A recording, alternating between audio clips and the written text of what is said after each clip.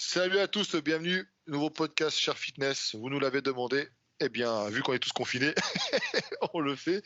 Alors aujourd'hui j'accueille la team, hein, évidemment, il y a Michael Gundil, Bonsoir.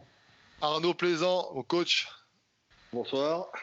le doc, Bonsoir. le doc, Il est où? arrête de te toucher depuis tout à l'heure. Kikou.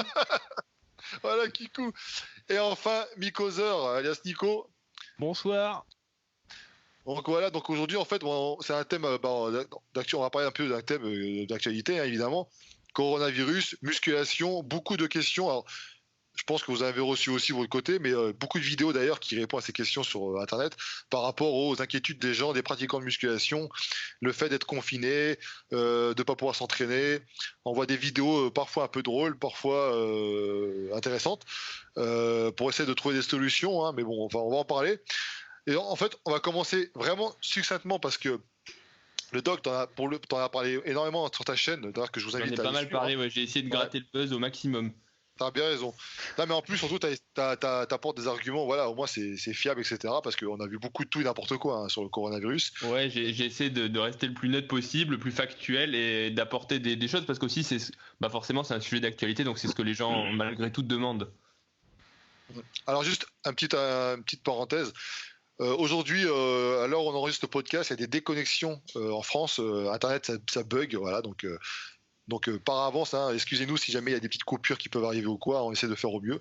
Mais bon, vas-y, en fait le doc, est-ce que tu peux nous résumer rapidement comme ça, voilà, ce que c'est, comment ça s'attrape, pourquoi le confinement, Ouais. voilà. C'est ce que je disais, du coup je vais résumer extrêmement rapidement parce que je pense que là ça fait 20 jours qu'à la télé il y a ça en boucle, donc je pense que vous savez déjà à peu près tout ce que c'est.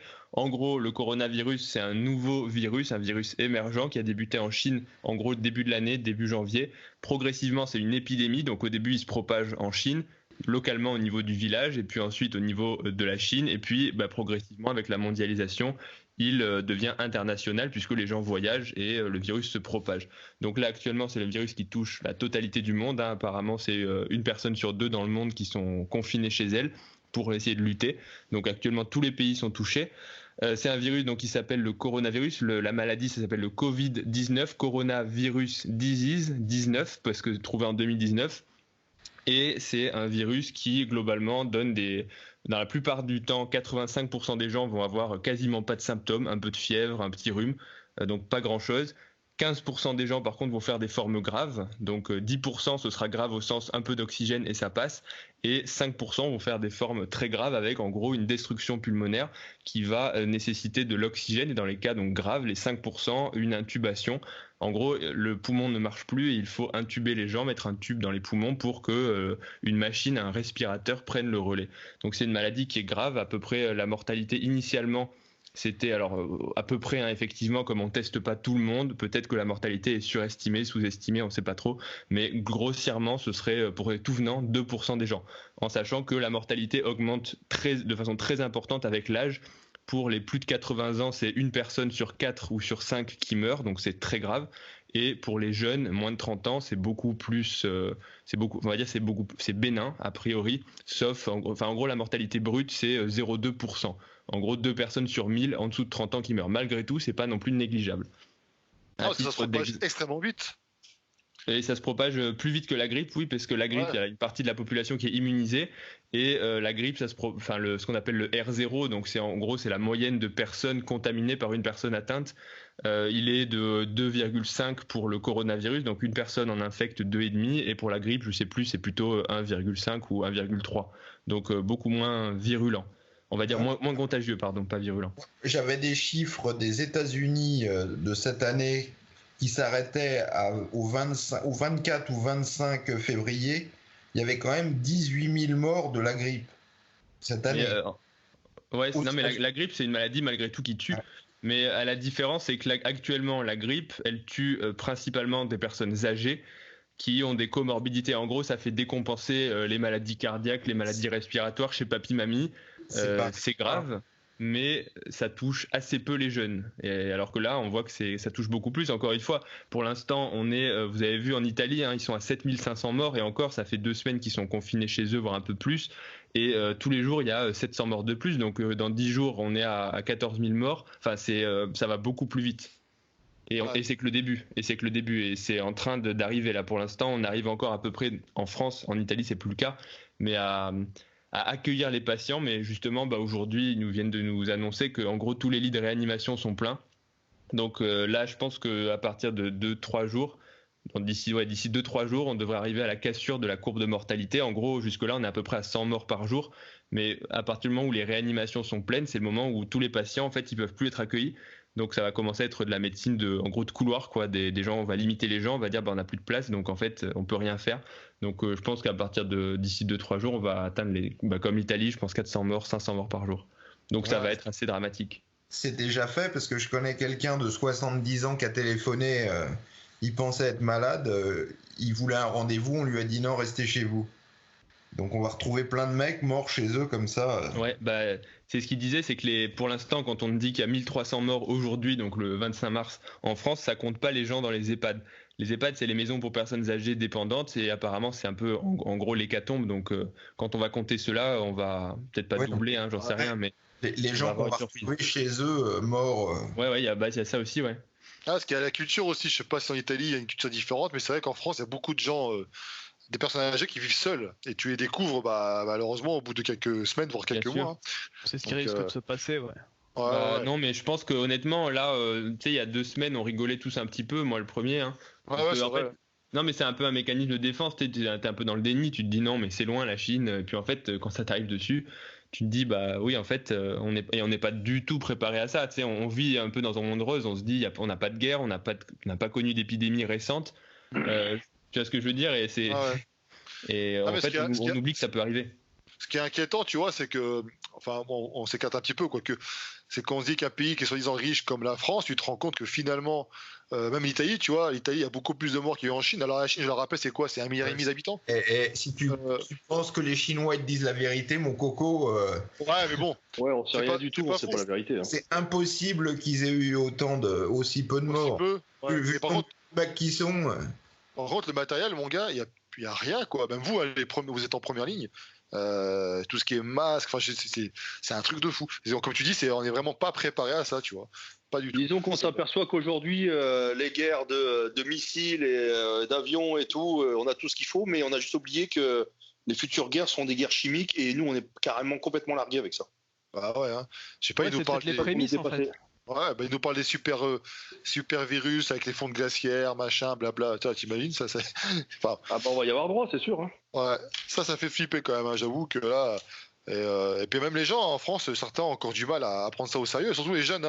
Tu les vois, tu fais des snaps sur Instagram, ils sont fiers de s'afficher dans leur quartier. Tous, ouais, on s'en fout, on est là, machin. Ouais, mais quand ça commence à toucher un proche ou un grand-père ou machin, c'est là où les gens rigoleront beaucoup moins. Ah ouais, c'est ce qui s'est passé déjà. J'ai vu des gars, ils rigolaient un peu moins. Donc d'où l'importance en fait du confinement. Ça veut pas dire que parce que les gens ils comprennent pas. Ils disent mais l'Italie ils sont confinés, mais il y en a qui meurent quand même, mais ça ralentit quand même la progression, quoi. Le but c'est ça. Il y a 2 choses. La première chose, c'est que la maladie a du retard. En gros, il y a un temps d'incubation qui est en moyenne de 1 semaine. Ça peut aller, selon certaines études, jusqu'à 20 jours. Ça veut dire que si toi tu contractes le virus aujourd'hui, tu vois, que tu serres la main à quelqu'un ou quelqu'un te tousse dessus, tu peux potentiellement développer la maladie que dans 20 jours. Tu vois, peut-être que là, je reviens de l'hôpital. Peut-être qu'aujourd'hui, le patient m'a contaminé et que je vais devenir fiévreux que dans 20 jours. Donc, tu vois, mi-avril. Donc, déjà, tu as du retard. Parce que j'ai vu les chiffres, c'est 5 jours. 5 jours pour 95% des gens. Ouais, non, mais voilà. Mais ça peut, dans les cas, tu vois, donc... faut attendre, plus pour 5% des cas. Mais en général, c'est quand même... La moyenne, c'est 5 jours, effectivement. C'est entre 3 et 6 pour la plupart, quoi.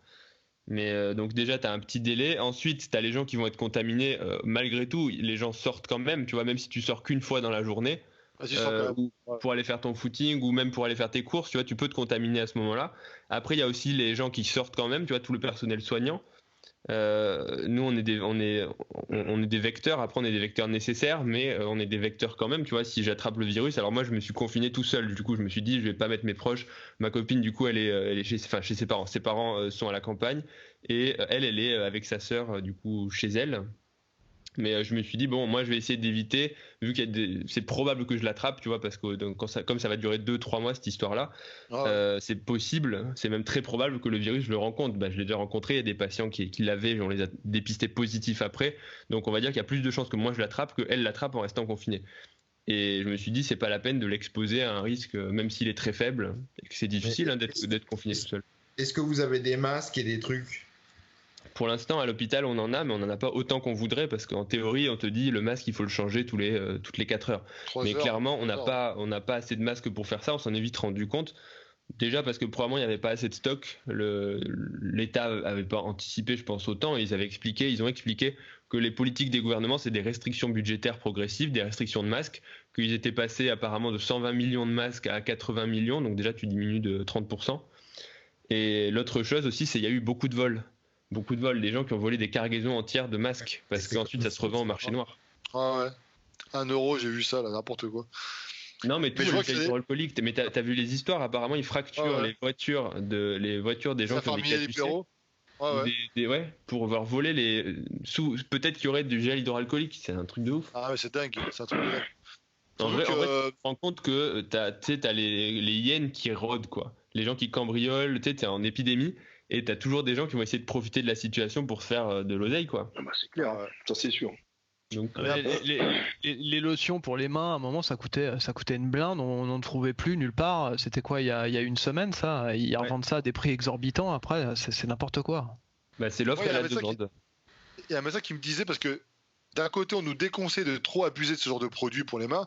Il disait que le mieux pour lui, ça reste quand même de prendre du savon et se laver les mains avec le savon. Parce que c'est vrai que l'inconvénient du savon, c'est que c'est moins pratique. C'est ça. Oui, faut peut-être, c'est clair. Mais moi, honnêtement, c'est ce que j'essaie de faire à l'hôpital. Hein. Comme on a quand même de l'eau et du savon à peu près partout dans les postes de soins infirmiers, je me dis autant économiser le gel hydroalcoolique et se laver les mains au savon quand tu peux le faire après. Des fois, tu es entre 2 patients où, du coup, tu utilises le gel, mais autant que possible, utiliser de l'eau et du savon. Franchement, si vous avez le choix entre de l'eau et du savon et la bouteille à côté de gel hydroalcoolique, prenez l'eau et le savon. Je pense, surtout dans un contexte où il faut économiser. Mais même le savon, c'est dur à trouver maintenant dans les grandes surfaces. Tout est dévalisé, c'est incroyable. Le savon, je suis pas sorti du tout depuis, enfin à part pour aller à l'hôpital, mais je suis pas allé faire de courses ou autre depuis le début. Non, mais ça dépend des secteurs en plus. Que si t'es à la campagne où t'as un centre commercial tous les, tu vois ce que je veux dire. C'est pas pareil que si t'es en ville avec 5-6 gros centres commerciaux, parce que les stocks ils sont mis à jour tous les jours, quoi. Mais c'est vrai que les gens, c'est vrai que tu te rends compte, parce que certains qui parlaient de on veut la guerre civile, on veut ceci, tu te rends compte que déjà là, un petit virus, entre guillemets, quand je dis petit virus, t'as vu ce qui se passe déjà? Les gens ils pensent qu'à leur gueule, ça se bat. T'imagines si un jour il devait y avoir une espèce de guerre, t'aurais plus rien à bouffer, quoi. Ah non, mais c'est sûr, hein. Ah oui, t'aurais plus rien à bouffer. Moi j'ai connu ça aux États-Unis, tu sais, parce que les mecs ils rigolent que les mecs ils font la queue pour acheter pour acheter des armes. Non, des armes aux États-Unis. Les armes, ouais. Sauf que moi j'ai connu les résultats du procès de je sais plus comment il s'appelle le mec. Enfin c'était dans les années 90. Il y avait un noir qui avait été tué par un flic, et puis le flic avait été acquitté, et donc il y avait eu les émeutes à Los Angeles. Ah oui, j'en souviens. Oui, je me souviens, ouais. Les émeutes à Los Angeles, moi j'y étais aux États-Unis pendant ce temps-là, donc tu voyais que Los Angeles était à feu et à sang. Et puis là, les mecs ils se sont dit c'était Clinton à l'époque. Ils vont envoyer la garde civile, etc. Tu parles, ils ont rien envoyé du tout, ils les ont laissés se démerder. Et donc les mecs ils se battaient dans la rue et tout, et puis ça s'est propagé un peu à tout le pays. Je peux te dire que moi j'étais pas fier. Donc je comprends qu'aux États-Unis ils soient un peu échaudés sur ce genre de truc. Ah bah faut se protéger après, parce que là. Mais ça m'étonne pas que t'achètes une arme, parce que si ça devient la guerre civile, entre guillemets, il faudra compter, pas sur toi-même, mais si, il faudra d'abord te protéger toi-même. Ouais, c'est ça, parce que. De toute façon, il y a beaucoup de gens qui sont armés maintenant, aujourd'hui en France, même sans permis, sans rien. Qui c'est qui a atteint Coroned. Qui c'est qui est Coroned? Ah, mais t'as vu, Twitter, du tout, ça. En plus, t'as 90 ans, moi je dis, fais gaffe. Il faut qu'on tienne jusqu'à la fin du podcast. Ouais, alors dépêchez-vous parce que je suis en train de mourir là. pour les abonnés. Hein. Vu qu'à peu près il y a 1 heure d'attente pour avoir le SAMU, appelle maintenant. Et d'ici la fin du podcast, Voilà, je vais les appeler maintenant, ouais. Bon, ce qui est important, c'est de connaître quelqu'un à l'hôpital déjà. C'est déjà mieux, c'est plus rassurant. C'est sûr que encore. t'as pas intérêt de tomber malade, c'est ce que les mecs ils disaient, quitte à tomber malade, autant tomber malade dès le début parce que t'auras un lit d'hôpital après. C'est vrai, c'est vrai. Sauf que t'as tombes malade maintenant, ils sont morts. Hein. Qu'est-ce qu'il y a Maintenant tu l'as donc. Si tu tombes malade maintenant, ça vaut pas le coup, il vaut mieux pas. Hein. Ah ben non, en fait le problème c'est que tous les gens qui sont limites, tu vois, en termes de comorbidité, donc de maladie, les gens qui sont malades de base qu'on accepte dans les hôpitaux, quand tu as de la place, là ça va être les premiers entre guillemets à partir, c'est un peu triste de le dire, mais tu sais, 90 ans, plein de maladies, on te prendra pas à l'hôpital en période de crise. Parce que en fait, quand tu as plein de jeunes qui sont déjà pas pris. Le mec de 70 ans, il voulait une consultation, il voulait juste une consultation, il a dit non, ne venez pas, restez chez vous, on vous soignera pas. Ouais. Ah, c'est ça, ils sont obligés de choisir. Hein. Bah, là, il t'a même pas choisi le mec, tu sais même pas. Il savait même pas si vraiment il était malade ou pas malade. Hein. Ah, mais faites tout de suite vos obsèques, ce sera mieux. Organisez déjà le truc, comme ça au moins c'est prêt, c'est fait. Parce que là, je dis, non, mais c'est vrai que j'ai vu une vidéo d'une infirmière qui témoignait, elle disait voilà, on est obligé de sélectionner maintenant les gens. Ils débranchent des gens d'un certain âge, s'il y a des jeunes qui arrivent. D'ailleurs, c'est pour ça que tu vois que les jeunes qui sortent malgré tout, qui font n'importe quoi là, et qui, une fois qu'ils sont infectés et que ça s'aggrave pour eux, et ben ils prennent la place finalement des personnes qui étaient là avant, soignées. Oui, c'est ça. C'est irresponsable. Ouais, voilà. T'as peu de risque d'avoir grand chose si t'es jeune et que. Parce que, comme tu disais, ça dépend si t'as des facteurs. Voilà, si t'es. Ouais, non, mais moi, ce que je voudrais savoir, parce que j'ai pas trouvé d'infos, c'est est-ce que si tu fumes, tu multiplies les. Oui, le tabac, c'est un facteur de risque parce que de base, tu as une inflammation au niveau des poumons. Donc, tout ce qui va atteindre tes poumons, toutes les maladies respiratoires de base, alors le tabac, c'est pas une maladie, mais c'est un facteur de risque de. Ouais, non, mais c'est un risque de quoi? De 1%. J'ai pas de chiffre à te donner. C'est ça je comprends pas qu'ils en aient pas donné, parce qu'aux États-Unis, ils disaient, comparé aux chiffres italiens qu'on a, ça touche beaucoup plus les jeunes. Ça veut pas dire qu'ils vont mourir etc. Mais les jeunes tombent anormalement malades aux États-Unis. Bah oui, par contre, tu sais pourquoi? Ça, j'ai la réponse, c'est l'obésité. L'obésité, c'est un gros facteur de risque. Apparemment, moi, de ce que j'ai vu, c'est que quasiment. Il n'y a pas que les jeunes aux États-Unis qui sont obèses, c'est toute la population. Oui, mais ce que je veux dire, c'est que si les jeunes sont obèses, ils ont plus de chances de faire une forme grave. Tu vois, là où les jeunes normaux. J'ai pas dit que c'était des formes graves, j'ai dit que c'était les mecs qui étaient touchés. Ils disaient. Tu veux dire juste positif? Voilà, ouais, non, mais ils disaient que par rapport aux statistiques qu'ils avaient d'Italie, ça touchait beaucoup plus les jeunes. Alors moi, beaucoup plus les jeunes, hein, c'est possible, je sais pas. Non, mais l'hypothèse que j'avais, c'est parce que maintenant il y a moins de gens qui fument, mais maintenant avec la vaporette, le tabac, je veux dire, le fait de fumer a explosé aux États-Unis grâce à ça. Et puis, comme les mecs, ils sont tous au cannabis. Je me demandais s'il y avait. Mais ce que je comprends pas, c'est pourquoi on n'a pas de données par rapport à ça, quoi. Ouais, je sais pas, j'ai pas trop regardé les données épidémio. Non, mais moi, j'en ai pas vu surtout. Ouais. Après, si t'expliques que la cigarette c'est un facteur aggravant, machin, tu t'étonnes bien que. Je sais pas, il y a des gros sous derrière, hein, j'imagine. Ouais, non, mais t'inquiète pas, les bureaux de tabac, il y a des trucs qui sont restés ouverts et les bureaux de tabac, eux, sont restés ouverts, ouais. Mais a priori, ils préfèrent. Mais après, ils sont justifiés en disant que, en gros, si tu fais pas ça, les gens qui sont, c'est de la drogue, hein, ils sont dépendants de ça, ils sont nerveux et tout. C'est pour les calmer, quoi. Parce que je pense que les gens, ils deviennent fous. C'est comme si les gens, tu les prives d'alcool, tu les prives de tabac. Les gens qui sont confinés chez eux, je pense qu'ils peuvent vraiment devenir fous. Ouais, c'est clair. Hein. Puis ils peuvent piller les magasins et tout, les bureaux de tabac et tout. Hein. Si vraiment tu te dis merde, c'est facteur aggravant, etc. Ouais, mais si tu vois le mec il devient violent et que tu vois, je pense que c'est pour maintenir l'ordre. Ouais, non, mais tu pourrais en parler aussi. Mais après, je sais pas, pour le coup, c'est une hypothèse, je sais pas. Hein. Ça se trouve bien, mais il y a aussi une raison vraiment économique. Mais non, puis t'as vu les gens comment ils râlent déjà. Les gens ils sont déjà en train de devenir fous, donc si tu tu leur enlèves encore des libertés, je pense que c'est fini. Et ça fait qu'une semaine. Ça fait qu'une semaine. Ça fait qu'une semaine, ouais. Internet qui déconne, déjà ça gueule, alors. Ouais. Si Ouais, t'enlèves les Surtout, cigarettes. c'est de voir les prochaines semaines comment ça va se passer, parce que comme tu dis, les gens, déjà au bout d'une semaine, ils sont tous à cran et ils ont du mal à respecter le confinement parce qu'ils ont besoin de sortir. Qu'est-ce que ça va être quand on va annoncer 6 semaines de plus? Alors, est-ce que c'est 6 semaines de plus ou est-ce que c'est rajouté à ce qu'on a déjà fait? 5 Non, mais semaines. c'est 10 jours à partir du moment où ça commence à se passer pas bien. Non, mais il parle de confinement. Ouais. Mais comme disait le doc, c'est une affaire de 3 mois, ça, hein, c'est sûr. Hein. Ben alors, il y a deux choses. Il y a la durée de confinement au sens où toute la population reste à la maison, le maximum. Et après, il y a la durée de la crise pour que ça se tasse. Nous, Ah, parce à qu'après, t'as l'hôpital, la phase 4 t'as la phase 4, ça prend du temps aussi, la phase 4 où tu dois. c'est Tu quoi la libères la phase 4? population. En Ouais, fait, c'est la retour à la normale progressive. Voilà, Ouais, mais c'est la ça, phase 4. c'est ça le terme. Il va y avoir un retour à la normale progressive. Ça veut dire que tous les salons, le bodybuilding, d'après moi, le salon du bodybuilding Ah, en juin? Ouais, c'est Ouais. mort. Ah ouais, c'est mort. C'est mort. Mais, Pour moi, c'est mort. dit qu'est-ce qui va rouvrir en premier, qu'est-ce qui va rouvrir en dernier. Ah, Bah, la logique, enfin, je sais pas, mais je pense que ce serait de faire les Les trucs de écoles. loisirs en dernier. Ouais, En non, mais vérité, ce serait pas choquant que la salle de sport, ce soit, tu vois, avec que les salons, la salle de sport, les cinémas, ce soit les derniers trucs qui rouvrent, les boîtes de c'est ce nuit. que je me dis. Ouais, non, mais c'est ce que je me disais, c'est que la salle de muscu, c'est confiné. Les gens partagent le matériel, donc avec leurs mains, les bancs, etc. D'après moi, c'est pas prêt de réouvrir. Hein. Je voudrais pas inquiéter les gens, mais Bah justement, après ces 20 minutes intro, c'est pile poil la transition que je cherchais. À moins que le doc, tu veux peut-être rajouter quelque chose avant ça, non?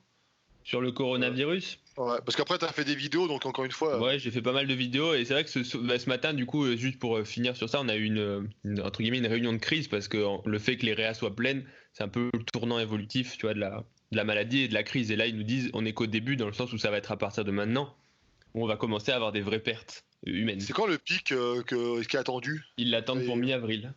Mi-avril. Ah ouais, si loin? Ouais. Mi-avril seulement, oh la vache. Donc Ah ouais, je crois là, que c'était genre dans une ce qu'il semaine. Non, faudrait, je c'est crois- que je le crois que pic c'est- il arrive à. Faudrait précipiter les vieux dehors pour que le pic il arrive avant. Mais tu sais, en Italie, c'est assez dramatique, hein, comme tu as dit tout à l'heure, quand Ouais. ils doivent choisir et extuber quelqu'un, donc débrancher quelqu'un pour brancher un jeune. En vrai, c'est horrible. Enfin, je pense que là, tu sais, Ouais, pour parce que- l'instant, Ah bah, Ouais, c'est arrivé, hein. Moi j'ai une personne qui m'a envoyé un témoignage d'une amie avec qui elle discutait, enfin un ami qui était pilote d'hélicoptère justement pour le SAMU et tout, et il a vécu en fait deux médecins en train de se disputer parce que ils devaient débrancher quelqu'un, ils n'étaient pas d'accord. Donc en fait il était en train de dire lui bah, il doit mourir et on doit le mettre pour. ah il non, a mais dit c'est- ça atroce. c'est abominable, C'était atroce.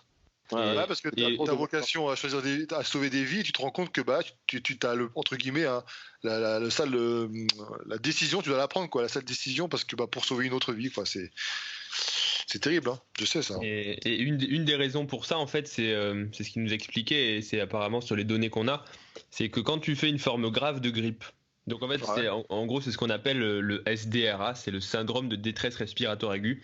C'est en gros une grosse destruction des poumons qui fait que l'oxygène, il n'arrive plus à passer au niveau de la barrière entre le poumon et le sang, pour oxygéner le sang.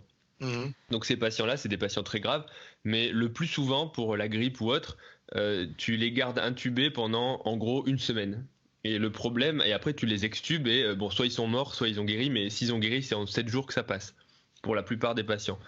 Et là, pour le coronavirus, c'est beaucoup plus long. Il me disait qu'en gros, c'est minimum 3 semaines, 3-4 semaines. En gros, avant 3 semaines, tu n'extubes pas les patients. Donc tous les patients Ah qui ouais. arrivent en réa aujourd'hui, tu sais qu'il reste au moins 3 semaines. Et c'est extrêmement Ouais. long parce que c'est pour ça que les réanimations sont pleines. Parce que ce qu'il nous disait, c'est bah, tous les patients qu'on a pris tu vois, au début de la crise, bah, ils sont encore là. Et pour l'instant, il n'y en a aucun. Alors il nous disait si on a extubé le premier hier au bout de 3 semaines, super. Mais tous les autres, ils sont encore là et bah, tu vois, on les débranche pas quoi. Mhm. Mais c'est Ingérable. après tu as l'Allemagne je crois qui a accepté de prendre en charge des patients français dans leurs hôpitaux et je crois que tu as les hôpitaux militaires aussi là, qui se Ouais, mettent en non. place là. Prends pas Ouais. des millions de mecs, ça va s'accumuler à vitesse. Mais voilà, tu vois ce que je veux dire, Aiki, c'est que si aujourd'hui on est plein dans les hôpitaux classiques, même si tu rajoutes des lits, bah, et si c'est exponentiel, tu sais que dans une semaine, Ah quel tu que pourras soit le plus. nombre de places que tu rajoutes, elles vont être pleines. Et qu'à un moment, de toute façon, ce sera, enfin, c'est triste à dire, mais C'est pour ça que ceux qui nous écoutent, n'allez pas si vous avez alors les symptômes comme tu disais tout à l'heure si vous n'avez pas des difficultés respiratoires, si vous êtes plutôt voilà, en bonne santé, bonne forme, faut pas encombrer bêtement les lignes, etc. Paniquer. Il faut pour rien, quoi, je veux dire, parce que effectivement, les gens ils doivent gérer des appels. Oui, non, c'est vrai. Hein, si c'est juste de la fièvre ou un rhume, ou le dernier signe, c'est la perte de l'odorat et la perte du goût. Ouais. Bah, si vous avez aucun signe, que vous respirez normalement, même si vous avez juste de la fièvre, n'appelez pas et restez chez vous, c'est la meilleure chose à faire, et isolez-vous. C'est-à-dire même si vous êtes à plusieurs dans l'appartement, vous restez dans votre chambre, vous sortez plus. Et vous voyez ce que je veux dire, pour pas contaminer, si c'est pas déjà fait. Hein, souvent en vivant ensemble, si toi t'es contaminé, ton frère ou autre qui vit avec toi, vous mangez ensemble, il est probablement contaminé aussi. Mais voilà, essayez de rencontrer le moins de personnes possible, et effectivement de ne pas saturer les lignes.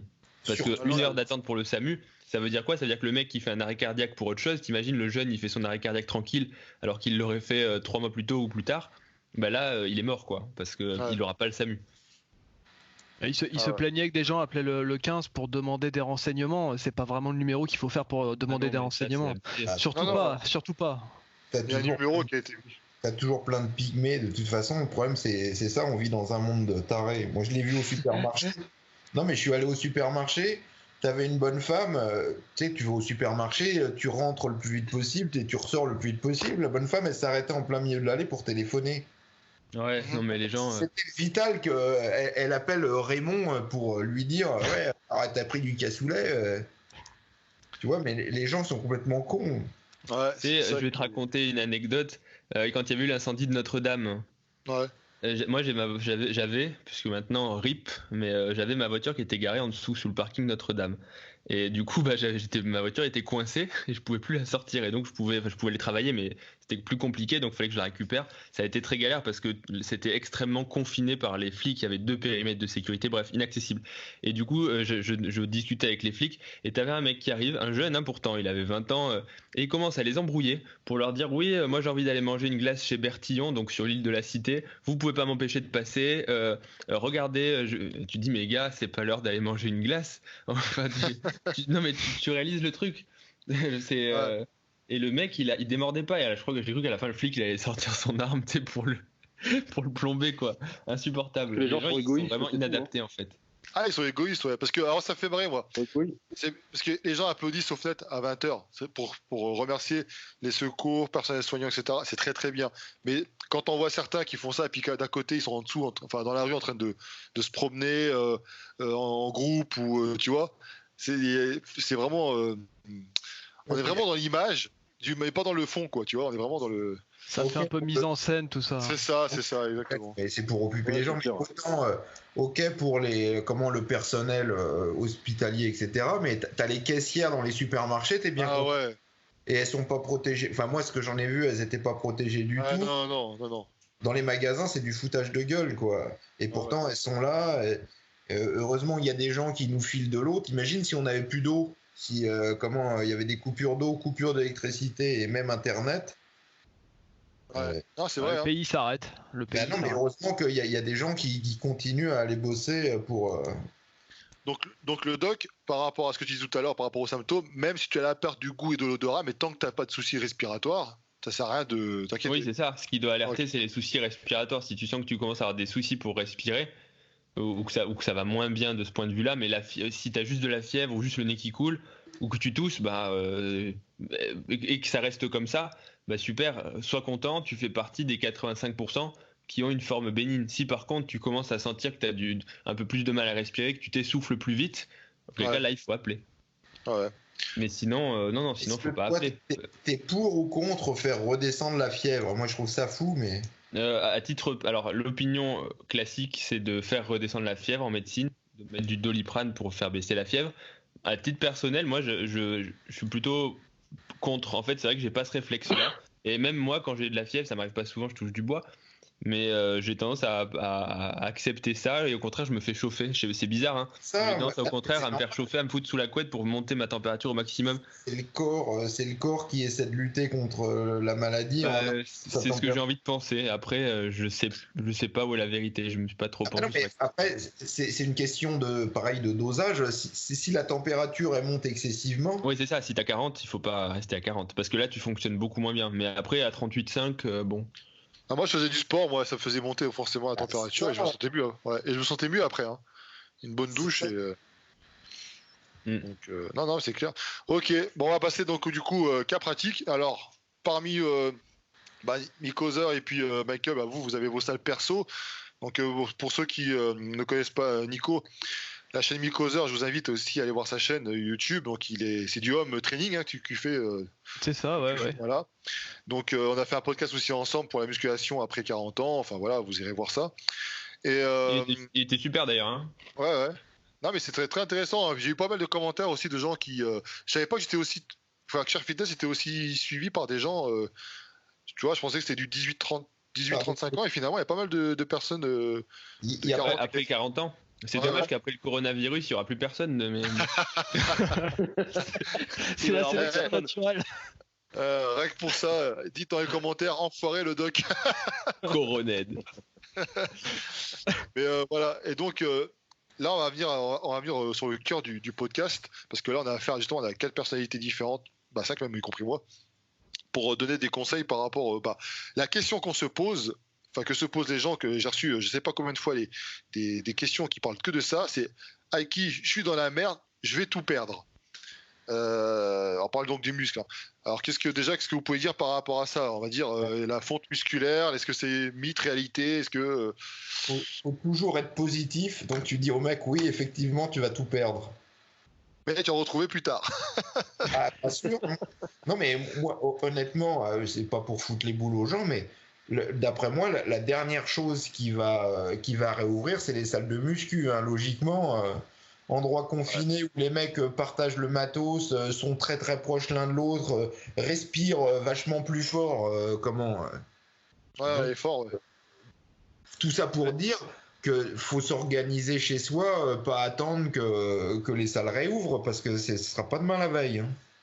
Puis je pense que plus la personne elle va avoir atteint un niveau plus ou moins élevé en musculation et plus les gains et les pertes risquent de se voir rapidement. Évidemment le gars qui est débutant et qui peut plus aller s'entraîner, ça change pas énormément de choses pour lui. À la limite il peut presque maintenir une partie de ses gains avec du matériel, des choses qu'il peut trouver dans la maison pour s'entraîner même en léger. Mais quelqu'un qui a atteint un certain niveau, qui peut soulever lourd et tout ça, c'est pas évident pour limiter la casse. Si ça dure plusieurs mois, même si la fonte musculaire sur un mois c'est pas énorme, mais bon après ça va vite, hein, ça s'accélère après. Et puis, je pense que ça va surtout stresser ceux qui ont l'habitude de travailler lourd, parce qu'ils n'ont pas l'habitude de travailler justement avec des exercices avec une concentration sur le mouvement, sur le muscle, la contraction musculaire. Et c'est ces gens-là qui vont souffrir, parce que moi je m'en aperçois avec les réactions que j'ai de mes athlètes, sur lesquels je leur fais des programmes où il n'y a pratiquement pas de travail lourd. C'est beaucoup des séries avec des retenues, avec du travail rapide, et tous ils m'ont tous dit Arnaud, on a une bonne sensation musculaire à l'entraînement malgré qu'ils n'ont pas beaucoup de matériel. Pourquoi ? Parce que le muscle est habitué en fait. Ce qui change, c'est juste qu'il n'y ait pas les machines. Donc le fait de reprendre une habitude avec des élastiques, avec des haltères, ils ont quand même cette sensation musculaire. C'est ceux qui vont vraiment souffrir, c'est ceux qui faisaient toujours du travail lourd et du travail court, parce que là ça va leur changer. Ah ouais, eux ils vont souffrir. Hein, ouais. Voilà, sans compter ceux qui sont chargés à bloc, là c'est le stress total. Justement, parce que on aurait tendance à s'entraîner. Ah mais justement, alors ceux qui disent que les produits dopants font tout, ils devraient ceux qui se dopent, donc là ils vont voir que ça fait pas tout. Voilà, c'est clair. Parce que, mais est-ce que tu perds moins quand même en étant chargé que quelqu'un qui est naturel, tu vois ? C'est la question qu'on peut se poser. Ça va dépendre, parce que quand on voyait Coleman qui arrêtait tout entre Olympia et puis à peu près l'Arnold, tu te rendais compte, et il arrêtait tout, les produits et l'entraînement. Hein. Bon, il perdait, hein, mais il perdait pas beaucoup. Et puis quand il remettait la sauce, il faisait POU. Mais après, c'est pas le cas. Le problème, c'est que plus tu as une génétique, moins tu gagnes et plus tu perds vite. Donc, Ça m'est arrivé de m'arrêter 3 mois et de pas faire de muscu pendant 3 mois et de pas perdre énormément et de reprendre. Et quand tu reprends, tu récupères très vite le peu que tu as perdu. Mais on n'est pas tous identiques. T'as des gens aussi qui sont obligés de manger énormément, qui ont un métabolisme très rapide. S'ils mangent pas assez, ils fondent en moins de 2. C'est pas toujours facile à gérer. Enfin, moi j'ai un métabolisme très lent, donc. Il y a une question d'âge aussi. Aussi, ouais. Plus tu vieillis, si tu perds, plus tu as de mal à reprendre. Donc il y a ça aussi, parce que je pense que c'est lié aussi de toute façon aux hormones. Mais effectivement, c'est vrai que c'est plus compliqué quand tu arrêtes longtemps sans rien faire, quand tu dépasses 40-45 ans, parce que pour récupérer ce que tu as perdu, tu mets beaucoup plus de temps. Ouais, donc là, on parle de l'extrême. Là, on est en train de parler de ceux qui ne font plus rien. Mais c'est vrai qu'après, ce qu'on se disait tout à l'heure, c'est que les gens, il faut qu'ils trouvent des solutions, se sortent un peu les doigts du cul, et il y a des solutions qui existent pour, on va dire, peut-être limiter la casse, peut-être travailler différemment, et puis voilà, se préparer à un retour en salle plus tard. Mais par rapport au matériel, du coup, alors on parle de charge, donc pour ceux qui ont des haltères, ça peut le faire, des élastiques, pourquoi pas. Le poids de corps, ça peut être une solution aussi. Tout ce qu'on peut trouver, tout ce qu'on a sous la main. Alors si c'est son propre poids, on peut utiliser aussi. Si t'as une copine, tu utilises le poids de ta copine, si elle peut t'aider aussi à t'entraîner. Par exemple, tu fais des pompes lestées avec ta copine sur le dos, avec un sac à dos sur le dos. Il y a plein de choses que tu peux faire. Enfin, il faut se la jouer un peu à la MacGyver, tu vois, essayer de trouver avec une boîte d'allumettes, tu te construis un haltère et un banc, quoi, tu vois. Mais il faut essayer d'être inventif un peu, je sais pas. Quand on veut, on peut. De toute façon, le mec qui s'entraîne depuis pas très longtemps, qui est ultra motivé, qui veut progresser à mort et tout, puis qui se retrouve à pas pouvoir s'entraîner, je pense que instinctivement, il va être obligé de trouver quelque chose parce que il supportera pas l'idée de pouvoir perdre ne serait-ce qu'un millimètre de tour de bras, quoi. Il travaille hyper dur pour progresser. Par contre, le mec qui a 30 ans de muscu derrière lui et à qui on dit tu pourras plus aller t'entraîner pendant 3 mois. Je pense pas je vais pas dire qu'il s'en fout, mais il dit de toute façon je pourrais jamais utiliser les poids que je soulève à la salle et tout ça, donc l'approche elle est pas tout à fait la même. C'est pas motivant de se dire je vais prendre des bandes élastiques et puis je vais faire des mouvements avec. Enfin, puis encore personnellement les faire, surtout. Aussi, je suis assez d'accord avec toi. C'est bien ce que dit Arnaud par rapport à redécouvrir d'autres formes d'entraînement, essayer de travailler plus léger, essayer de se reconnecter avec ses muscles aussi de temps en temps, en essayant de travailler plus léger, en essayant de... Voilà, et puis finalement on parle souvent du stress musculaire. Le stress musculaire vient du changement en fait. Donc est-ce que c'est pas l'occasion à ce moment-là d'avoir un changement, de sortir de sa routine, parce que si on regarde bien, même si on change les techniques d'entraînement et tout, on utilise quand même plus ou moins les mêmes machines quand on va à la salle, parce qu'on garde un circuit en fait. C'est instinctif, nos habitudes, et on le fait. Parfois on oublie même certains mouvements qu'on fait plus, et le fait de revenir justement à un endroit où t'as pas le choix parce que t'as pas de salle, tu redécouvres en fait d'autres sensations musculaires. Moi je l'ai vécu là, dans les 10 jours qui sont passés, parce que j'avais pas d'haltère. Bon là j'ai réussi à m'entraîner aujourd'hui dans pas une salle mais un truc privé, mais chez moi j'avais pas d'haltère parce que je les ai pas reçus, donc il fallait bien que je fasse quelque chose. Et écoute, j'ai fait des jambes sans poids. Bon, il y a quand même mon propre poids de corps. J'ai fait du squat, j'ai fait défendre des choses que je fais plus en salle, parce qu'avec des charges, j'ai plus ou moins mal aux genoux, plus ou moins mal au dos. Et là, je les ai fait en me concentrant sur les muscles. Le lendemain, j'avais des courbatures. J'ai eu mal aux fessiers, j'ai eu mal aux ischios, j'ai eu mal au cul. J'ai dit, mais attends, j'ai eu l'impression d'avoir fait une séance à la salle. Pourquoi ? Parce que c'est des mouvements que je ne fais plus en salle. Donc même le fait de ralentir mes mouvements, de faire des séries plus longues, j'ai quand même travaillé ma masse musculaire, et quand j'ai fini ma séance, j'étais gonflé comme à la salle. Donc ça montre bien. Ouais, ça montre bien que je redécouvre des sensations musculaires sans charge. Après, c'est sûr que je peux pas faire ça pendant 1 an, parce qu'à un moment donné, mon corps va avoir besoin de plus de charge. Mais c'est peut-être l'occasion de redécouvrir des mouvements que tu faisais plus, avec des charges que je peux intégrer, par exemple, dans un programme d'entraînement, quand je reprendrai, à la fin de ma séance, faire du squat sans charge. Parce que ça reste bénéfique. Et je suis pas obligé de mettre des charges, parce que si je dois mettre des charges dès le départ en arrivant à la salle, je vais rien pouvoir faire en fait, puisque pour moi ça va être trop léger, je vais rien sentir. Que là de nouveau je redécouvre des sensations, les pompes, ça faisait un siècle que j'avais pas fait de pompe.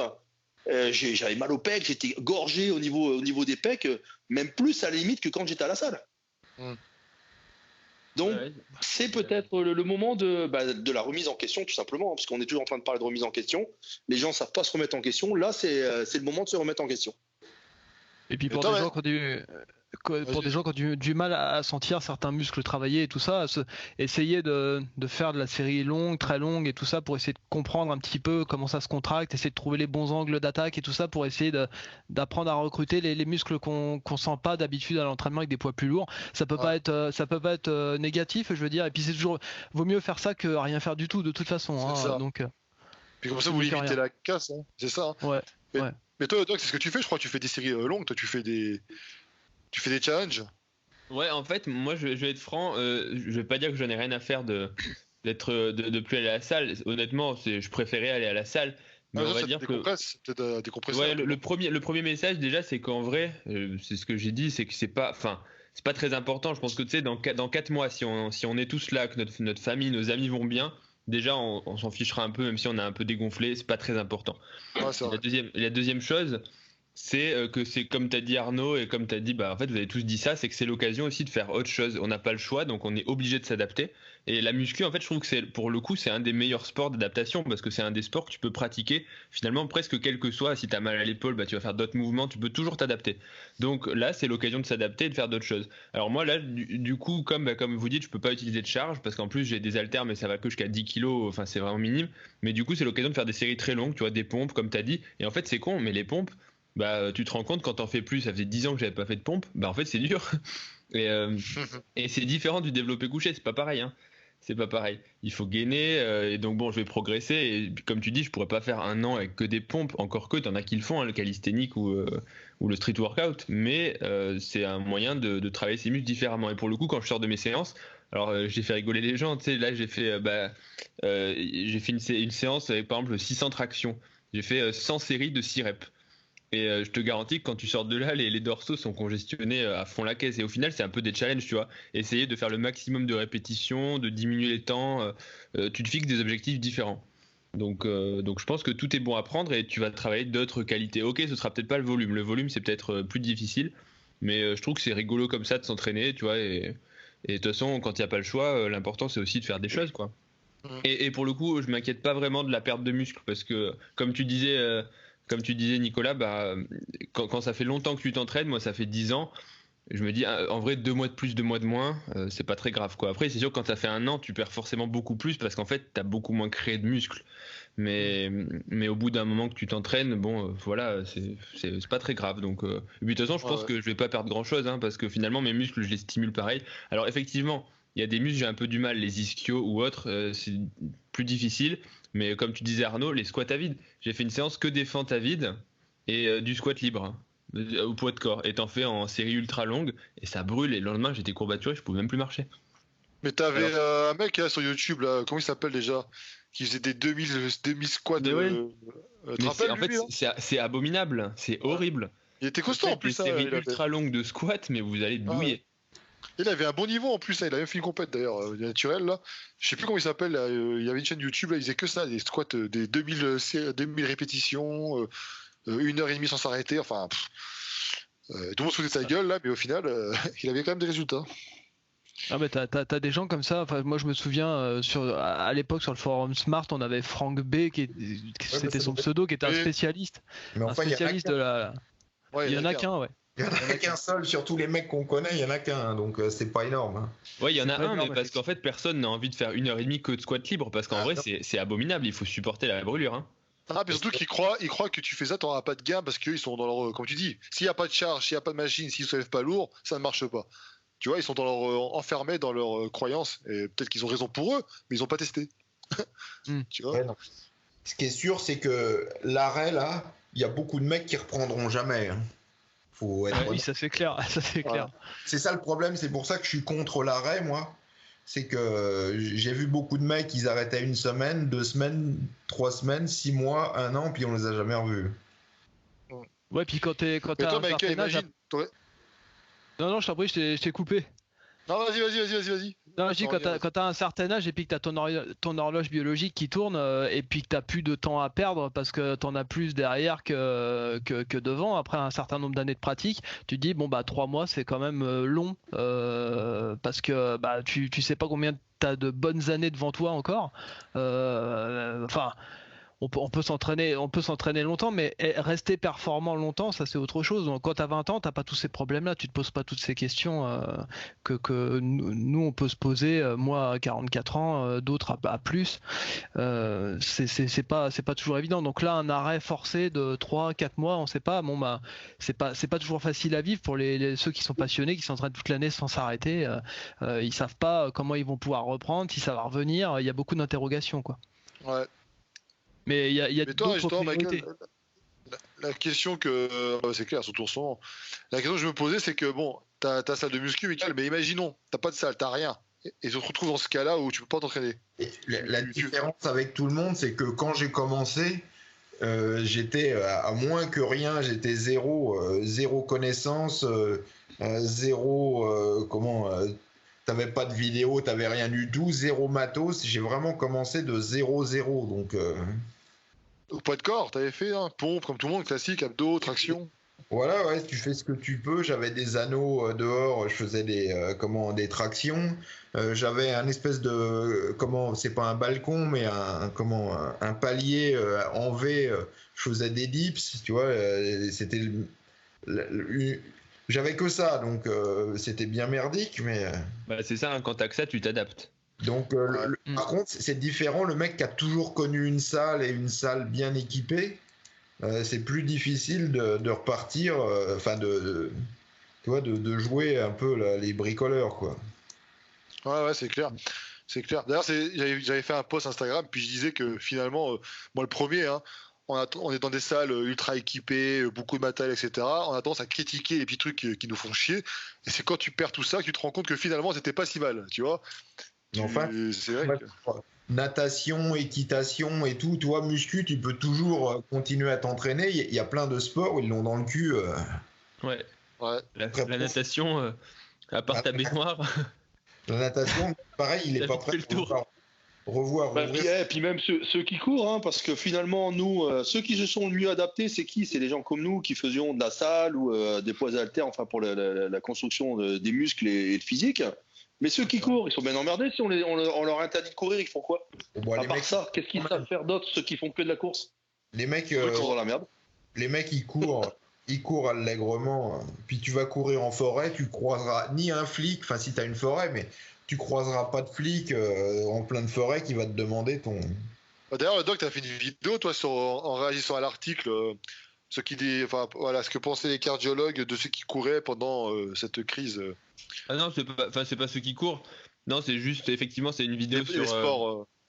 Sur les sports extrêmes, sur les gens qui se mettent KO en fait avec leur entraînement. Il faut se méfier parce que tu peux avoir des problèmes, on va dire cardiaques, quoi. En gros, alors déjà le fait d'être malade, si vous avez des symptômes, il faut absolument pas s'entraîner, c'est interdit parce que ça peut vraiment aggraver la maladie et vous faire passer du mauvais côté. Si vous avez de la fièvre, de la toux, tu te fais des inflammations, donc forcément. Moi, je dis tu fais ton immunité, des inflammations, donc tu t'affaiblis encore plus, hein. Ouais. Et après, non, enfin, il faut pas ne pas s'entraîner, mais il faut pas se mettre KO, quoi. En période. Après, tu peux t'entraîner. Si t'as pas de symptômes, tout moi, si t'as juste un peu de toux. C'est vrai t'as raison. Il y a pas mal de monde qui m'ont posé la question. Du coup, ils sont en panique. Non, il faut pas être en panique. Hein, même si vous avez fait un entraînement intense, mais il faut juste garder en tête le but en ce moment. Encore une fois, bon, là, c'est la guerre, façon de parler. Mais le but, c'est pas de se mettre d'équerre. Le but de l'entraînement en ce moment, c'est je pense, c'est mon sentiment, c'est de maintenir sa masse, c'est de perdre le moins possible. Mais faut rester dans une optique où c'est quand même une période incertaine sur le plan de la santé et pour tout le monde, hein, quel que soit votre âge, quel que soit. Donc, faut rester, je pense, raisonnable et pas se mettre KO, quoi. C'est pas le moment de préparer les Jeux Olympiques, quoi, clairement. Ah ouais, c'est clair. Alors, ceux qui n'auront pas lieu, donc. Ouais, en plus. Remporter un an. Ni Olympia, ni parce que les compètes futures en bodybuilding, là, la saison, elle a l'air sacrément compromise. Cette année, ça va être triste. Hein. Ouais, c'est clair. C'est clair. Et alors justement, aussi, est-ce que... Alors la question... Vas-y, je t'écoute. Non, je t'ai encore coupé, vas-y. Non mais c'est pas grave, t'inquiète pas, ça sera la dernière fois qu'on va t'inviter. Bon alors j'y vais alors.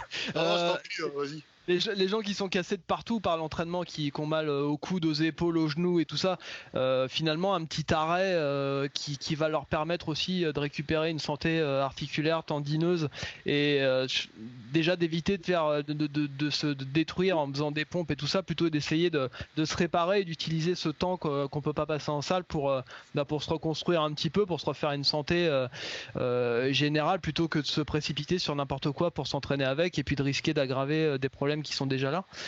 Ça peut être quelque chose d'intéressant aussi de faire un petit break et de se laisser un peu le temps de réparer tout ça. Pas d'accord avec toi, je trouve. Non, mais sauf qu'il va y avoir plein de mecs qui vont s'apercevoir du contraire, c'est que plus l'arrêt il va se prolonger, plus ils vont avoir mal partout, mal aux jambes. J'en ai déjà qui me l'ont dit. Ah ouais. Ouais, bah ouais, parce que en fait c'est anesthésiant. Tu sais, c'est comme une barre.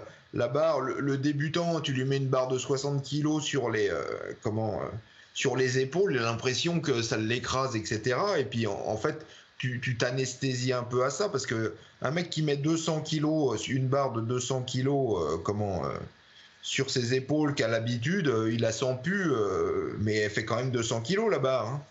Donc en fait, tu as une perte de sensibilité, en gros, hein, pour expliquer simplement. Et que quand tu arrêtes, au bout de quelques semaines, la sensibilité revient et les mecs ils vont s'apercevoir que comme ils s'entraînent plus, ils ont mal aux jambes parce qu'ils ont une mauvaise circulation, ils ont mal au dos parce que la sensibilité elle est revenue, donc ils ont mal aux épaules. Il y en a beaucoup qui vont découvrir qu'ils ont mal partout. Vite, il faut acheter du peptide de collagène. Ouais. T'as des mecs qui sont encore plus mauvaise santé. Ben non, mais faut continuer. Ben non, mais t'es condamné à continuer à t'entraîner dans ce cas-là. Ouais. Puis l'autre chose aussi, c'est que pour tous ceux qui sont à reprendre un entraînement à la maison, c'est d'y aller surtout doucement parce que le corps n'est plus habitué à faire ce genre d'exercice et c'est là où ils peuvent se blesser. Comme les tractions, comme les pompes, comme toutes ces choses-là, les gens pareil, hein. Mais tu travailles pas de la même façon et c'est là où les gens vont se blesser parce que ton corps est habitué à faire un mouvement. Et les tendinites, elles arrivent souvent. Exactement, il faut faire très attention, surtout sur les pompes ou les trucs comme ça, parce que là, les articulations au niveau des coudes, les épaules aussi, elles en prennent un coup. Moi, je l'ai vu en faisant les pompes, je me sentais pas à l'aise comme si j'étais avec des haltères. Non, c'est des exos de merde, donc. Mais c'est vrai, la vérité, elle est là. Hein. Regarde, déjà, pose tes mains. Regarde comment tes mains, elles sont posées au sol pour des pompes. Tu vas pas me dire que il y en a qui arrivent, mais la plupart des gens, ils sont pas faits pour avoir le poignet plié comme ça à 90 degrés. Il faut pas. C'est clair, encore plus quand t'es pas souple. Hein. C'est pire encore. Ouais, c'est clair, c'est sûr. Surtout quand t'as du poids, parce que tu pèses combien? Tu pèses à 100 et quelques kilos, c'est pas pareil, hein. C'est pas la même chose. Moi, je le sens sur les poignets. Déjà, je suis pas souple déjà de nature. Donc là, je peux dire que les pompes, je les fais pas avec des variantes, des bras écartés, bras serrés. Je fais juste des pompes simples, hein, parce que dès que j'écarte, dès que je serre, forcément, j'ai mal dans les épaules, j'ai mal dans les coudes, j'ai mal dans les poignets. Donc, je trouve la position qui me convient le mieux et je reste sur cette position-là. Je change pas. Hein. Ah ouais. Mais justement, alors, on a parlé beaucoup d'aspects entraînement, etc. Est-ce que tout se jouerait pas finalement, ou une grande partie sur la diète? Parce que est-ce qu'il faut. Alors, la question qu'on va poser, c'est. Est-ce que vous conseillez, vu qu'il y a moins d'activité physique, de diminuer les calories? Certains me disent, je voudrais en profiter pour faire une sèche. Est-ce que c'est pas justement là un problème? Parce que on dit que les sèches, ça peut conduire aussi à, ça peut taper un petit peu sur le système immunitaire. Donc on en a un petit peu parlé tout à l'heure hors enregistrement. C'est vrai. Alors c'est la diète. Qu'est-ce que vous en pensez? Quels sont les conseils que vous donnerez par rapport à ça, quoi? Est-ce qu'on oublie? Est-ce qu'on maintient? Est-ce qu'on peut en profiter pour sécher? Ah ben non, le pire scénario, c'est t'arrêtes de t'entraîner, donc tu perds du muscle, et tu bouffes comme un chancre en regardant la télé, et tu prends du gras. Netflix, c'est fini alors. Là, si tu dois reprendre la muscu quand les salles vont réouvrir, faut que tu fasses une sèche pour perdre ton gras pendant que tu vas essayer de récupérer ton muscle. Donc là, c'est le pire scénario possible. Donc au moins, essayer de maintenir. Donc si tu t'entraînes plus, tu manges moins. Il n'y a pas de secret. On risque d'avoir des problèmes d'obésité pendant la crise, parce que vu les gens, comment ils font des courses, qui remplissent 3 fois trop leur caddie, ils achètent 3 fois plus que d'habitude alors qu'ils n'ont pas besoin. Et beaucoup de cadeaux, beaucoup de sucreries. Oui, c'est ça, et ils s'ennuient. Donc, les ordures ont piqué mes œufs. Et il risque d'y il risque d'y avoir des prises de poids, de la perte de muscle, de la prise de gras, donc ça va pas être évident à la reprise. D'un autre côté, si tu veux garder un maximum de gains pendant que tu t'entraînes pas, faut quand même manger un minimum à sa faim pour essayer de garder ses muscles, manger suffisamment de protéines, mais essayer de manger sainement, essayer d'assainir sa diète pendant cette période-là, quoi. Parce que si tu commences à bouffer n'importe quoi, parce que tu t'ennuies et puis qu'il faut que tu t'occupes, c'est mal barré. Hein. C'est des choses, hein. Les mecs qui s'entraînent plus, tu vas compenser en bouffant plus, hein, la plupart. Hein. Ah ouais. Mais le doc, tout à l'heure, t'étais pas d'accord, je disais par rapport à la sèche là. Non, en fait, ouais. Sèche, non, ça dépend d'où le mec il part. Si le mec il fait 400 kilos et qu'il se dit tiens, je vais en profiter pour faire une petite sèche, ça vaut mieux, ouais. Ouais. Mais ce que je disais, la problématique, c'est qu'on a tendance à dire, et c'est vrai que même moi, quand j'avais fait ma sèche mais de compétition, c'était différent. Tu tombes plus facilement malade, donc je me dis que forcément, t'es plus fatigué. Je me dis, c'est pas le moment d'être crevé à cause d'une restriction calorique. Tu vois, c'est pas le moment d'être hyper sec, effectivement, où t'as plus froid, t'es plus susceptible au moindre virus qui passe, tu le chopes. Ah oui, non, le but, c'est clair que c'est pas le moment de faire une sèche de compétition, ça c'est clair. C'est pas, enfin, moi je pense qu'il faut pas être dans la restriction importante. Après, non, enfin, en vrai, c'est vrai que quand on perd du poids, ça dépend à quelle vitesse on va et à quel déficit calorique on est. Mais c'est vrai que ça peut jouer un petit peu sur l'immunité, donc c'est sûr que c'est pas forcément le bon moment pour être en déficit immunitaire. Ça dépend d'où tu viens, parce que voilà, ça dépend d'où tu viens. Et les mecs qui sont vraiment obèses et qui perdent du poids, ils vont être en meilleure santé. Et juste la deuxième chose, du coup, c'était pour rebondir sur le fait que les patients, enfin, un des gros facteurs de risque, notamment pour les patients jeunes, d'avoir des formes graves, c'est l'obésité. Donc, si vous perdez un petit peu de poids, ce sera toujours peut-être ça de gagner pour pas faire une forme grave, quoi. Peut-être, mais j'en sais rien. C'est juste pour ça, pour rebondir là-dessus, quoi. C'est une hypothèse. Mais après, c'est trop tard. Faut se dire, par contre, si t'es obèse, mieux vaut pas jouer au con. À sortir et tout ça. Bah oui, ça c'est sûr, ouais. Ouais, parce que là vous êtes clairement à risque. Bah, la plupart qu'on a vu en réa entre 30 et 40 ans, ils étaient au moins en surpoids, quoi. Bah c'est ça, oui. Moi je voulais te demander qu'est-ce que tu vois. Puis quand tu fais du surpoids, t'as tendance à faire de l'hypertension. Ouais, ça peut être associé, ouais. Donc souvent c'est une mauvaise hygiène de vie globale, quoi, en fait. De toute manière, je pense que au moins il va en sortir ça du virus. C'est qu'on va changer l'optique par rapport à l'alimentation. Enfin, moi, c'est tel que je le vois. Tu penses c'est peut-être parce que nous on le sait, mais beaucoup de gens ne le savent pas. Ouais, je suis pas certain que ce soit un des messages. Ces gens-là étaient mal alimentés. Je pense qu'il y en a beaucoup qui vont le découvrir. Que oui, ça c'est possible. Déjà, tous les mecs ils se sont rués sur les vitamines, sur les trucs. Oui, je voulais en parler de ça, effectivement. Alors nous c'est quelque chose qui nous parle, pratiquement musculation. Sur la protéine de lait, les mecs. Ouais. J'avais donné un chiffre des ventes, c'est aux États-Unis. Comment les mecs ils achètent du lait en poudre du lait en poudre, quoi. Des trucs de fou, quoi. Ah ouais. Les œufs pareil. Pourquoi les gens ont acheté des œufs? C'est parce que c'est une source de protéines qui est pas chère et qui est pas périssable aussi. Qui dure longtemps, ouais. Qui dure longtemps, ouais. Et même les vitamines, hein. Vitamine C, explosion de consommation, quoi. Mais je pense que ça va redéfinir la vue par rapport à l'alimentation et à la santé, parce que jusque là on nous dit si vous mangez équilibré, vous couvrez tous vos besoins. Je pense que de plus en plus ça va être remis en question, parce que est-ce que je couvre mes besoins? Ok, mais est-ce que c'est optimal pour une santé? Parce que de plus en plus, on va avoir des saloperies qui vont nous tomber sur la gueule. Ah ça va pas s'améliorer, hein, ça c'est sûr. Donc finalement, en sortant de tout ça, le bilan va être positif pour nous qui sommes dans la remise en forme. On va avoir beaucoup plus de travail. Si on en sort, si tout le monde meurt pas. Et pour la cardiologie aussi, si les gens ils ont pris du poids, ils ont bouffé comme des cochons. Là, tu vas voir du monde après, ouais. Sauf s'ils sont morts. Ouais. Essayez de survivre, les gars. Si on sort de ça en juin, peut-être, il va y avoir un afflux de clients pour les coachs pour être prêts pour juillet pour aller sur la plage. Sauf Donc, si les gens ont plus de sous. Non, mais c'est clair. les gens ils vont vouloir reperdre du poids parce qu'ils vont avoir repris. Ça va faire marcher le commerce, ça aussi d'ailleurs. Et non, moi je m'attends à ce qu'il y ait beaucoup de gens qui soient en mauvaise santé à l'issue, mais pas à cause du virus, à cause de leur alimentation et du fait qu'ils mangent parce qu'ils s'ennuient, quoi. Parce que je me suis amusé justement à observer un peu quand j'allais faire mes achats, observer les caddies des gens.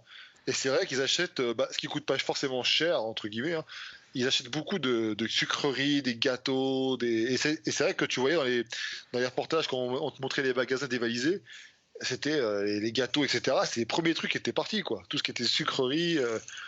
Pour les gosses, parce que les parents, ils occupent leurs gosses. Voilà, les gosses, ils font chier. Est-ce que, pour l'anecdote, souvent dans les catastrophes naturelles ou les choses comme ça, en fait, ce qui se passe, c'est que le cortisol monte. Et du coup, une des choses qui fait baisser le cortisol, c'est de monter le sucre. Donc, ce serait une façon de compenser le stress, en fait, de manger sucré. Donc, apparemment, ce serait pour ça que quand tu as des catastrophes naturelles ou quoi, les ventes de sucre augmentent beaucoup. Du sucre, du chocolat, toutes les merdes. Hein. Ah ouais. Dit le mec qui est en train de manger du chocolat pendant le podcast. Vous le voyez pas Sérieux? Tu manges du chocolat? Ouais, je suis en train de... L'avantage de l'audio. En vrai, tu sais quoi, j'ai coupé le micro pas quand on grignotait, mais je suis en train de grignoter des Smacks Choco Trésor. Placement de produit. Et après, on conseille aux gens de manger sainement, tu vois. Moi, je conseille rien du tout. Non, mais en vrai, moi, je fais là pour le coup, je fais 1h30 de sport tous les jours. Je suis actif à l'hôpital. Je prends plus les ascenseurs, du coup, je me tape 15 étages 3 fois par jour, donc c'est bon. Là, pour le coup, j'ai jamais eu autant d'activité physique qu'en ce moment. Ouais, ça, je suis pas inquiet pour toi. Hein. Tu me prendras pas de poids. Non. Mais après, au pire, tu peux aller chez Michael, hein. Il est pas loin. Ouais, c'est vrai. Ah oui, hein. Mais non, mais c'est vrai que, en tout cas, voilà, c'est. Alors, on voit beaucoup de vidéos émerger sur Internet. Mais est-ce que Michael, il voudra que je lui amène le coronavirus dans sa salle? Parce que ça va être moi le vecteur. Je te laisserai faire et je me retirerai. Que je me rappelle qu'un truc qu'avait dit Michael, c'est quand même en période de crise ou d'épidémie, les bodybuilders meurent en premier. Ah non, mais ça m'étonnerait pas. Là, on en a vu un, on sait pas de quoi il est mort. Mais on attend de voir le score aux États-Unis du nombre de bodybuilders qui vont y rester, ça c'est sûr. De toute manière, c'est ce qu'on disait avec Delavier. C'est les mecs qui ont besoin le plus d'oxygène pour. Donc, dès que tu auras un peu moins d'oxygène qui t'arrive dans les muscles, ce sera tout de suite gravissime. Hein. D'ailleurs, ceux qui ont, qui ont un peu plus de chance, entre guillemets, c'est les bodybuilders qui font de l'apnée du sommeil. Tu sais, ils sont équipés déjà chez eux de systèmes de ventilation, d'aide à la respiration. L'apnée du sommeil, ouais, comment ça s'appelle? Je sais plus comment s'appelle la machine. Bah, c'est la machine pour apnée du sommeil. Ça fait de la pression positive. Et du coup, ça aide aussi, ça doit aider, j'imagine, quand tu as du mal à respirer ou. Non, rien à voir. Non, oui et non, ça peut aider dans certains types de détresse respiratoire, mais pour le coronavirus, non, ça aide pas parce que c'est vraiment de l'oxygène qu'il faut. Alors oui, sauf si les patients, mais les bodybuilders, c'est pas le cas. Chez les insuffisants respiratoires chroniques qui ont de l'oxygène à domicile, ceux-là, oui. Mais de toute façon, ceux-là, ils vont passer en premier. Hein, je veux dire, si tu as une maladie pulmonaire et que tu chopes le truc et que tu fais une forme qui nécessite de l'oxygène, on va dire que si t'es pas à l'hôpital, tu te soigneras pas chez toi tout seul. Hein. Mais par contre, les bodybuilders, ce qu'ils ont, c'est des. Enfin, non, mais pas tous, hein, attends. Ceux qui font de l'apnée du sommeil, certains. C'est des machines qui font de la pression positive, en fait. Donc, ça envoie ça génère une pression. Parce qu'en fait, ce qui se passe, c'est que l'apnée du sommeil, c'est quand tu as une dépression la nuit, en fait, tes muscles se relâchent et tu as un collapsus. Donc, en gros, tes voies aériennes, elles se relâchent et elles font que l'air est obstrué. Alors que du coup, le fait de mettre de la pression en permanence, une petite pression, ça réouvre les voies aériennes et ça évite que du coup, tu ronfles. Ah ouais. Donc en fait, ça peut marcher dans certains types de pathologies. Bon, enfin après, on va pas détailler, mais pour le coronavirus, ça marche pas. Donc, d'accord. Laissez tomber. D'ailleurs, on s'attend à avoir une hécatombe. Non, mais moi, je m'attends. Enfin, je vais voir. Parce que, le bodybuilder qui est plein de stéroïdes, il fait de l'hypertension. Souvent, il est traité avec. Alors, j'ai donné au truc au doc, il en fera. Des inhibiteurs de l'enzyme de conversion et des anti-aldostérone et des antagonistes du récepteur à l'angiotensine 2. Donc ils prennent souvent aussi ces médicaments. Donc là t'as une cible sur la tronche là. Mais surtout qu'en plus, ils ont pas comme nous le système. Voilà, si t'as pas d'argent, alors je sais pas si c'est exactement comme ça que ça se passe, mais t'as pas de thune, t'es pas soigné, quoi. Alors là, en cas de crise, Tout à fait comme ça, mais bon, pareil, je crois qu'à New York, ils sont déjà saturés au niveau lit, donc ça. putain, mais ouais, j'ai vu ça à New York, ça a explosé. Bah, c'est normal. Tu sais, dans la vidéo que j'ai fait, il disait si tu agissais sur 10 aéroports, tu arriverais déjà à des résultats. Si dans 10 aéroports, les gens se lavaient les mains, tu arriverais à baisser considérablement l'échange de virus. New York, c'est le gros hub mondial. Donc c'est normal. Ouais. Les plus touchés. Et puis c'est crado, il y a plein d'endroits, c'est quand même dégueulasse. Et vous savez, alors peut-être pour toi le doc, tu sais on voit des vidéos là, on m'a posé la question pour toi, on voit des vidéos où les gens, tu sais, t'as des vies qui sont désinfectées avec des produits, peut-être des mecs en combinaison là, ils désinfectent dans les rues. Ouais. Tu sais ce que c'est, non? Comme produit?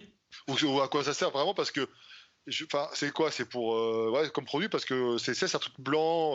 Ouais, alors j'ai aucune idée de ce que c'est comme produit et je suppose que c'est pour désinfecter et faire partir le virus parce que le virus pourrait rester sur les surfaces. Ça dépend du type de surface. Tu vois, tu as des différences de temps selon le tissu, le carton, l'acier, etc. Mais en gros, on va dire qu'il peut tenir jusqu'à une semaine sur les tissus les matériaux les plus résistants. D'accord. Donc ça veut dire que si les gens sortent de chez eux mais qu'il reste encore du virus, tu vois, sur la barre du métro, sur les rampes ou sur les escalators, enfin tu vois, ce genre de trucs, si c'est pas désinfecté, ben les gens vont se recontaminer, quoi. Ouais. J'entendais une vidéo de Siemens qui disait attention à vos courses quand vous les ramenez, ça peut durer un jour. Et il a eu ce chiffre où un jour, on sait très bien que c'est beaucoup plus et deux, quand tu fais des courses, faut absolument si tu peux les mettre en quarantaine, tu vois, j'ai acheté du dentifrice, j'en ai pas besoin. Bien sûr. Non mais t'as raison. Je l'ai laissé dans le sac, comme ça je vais le laisser 3-4 jours, enfin plus 3-4 jours dans le sac.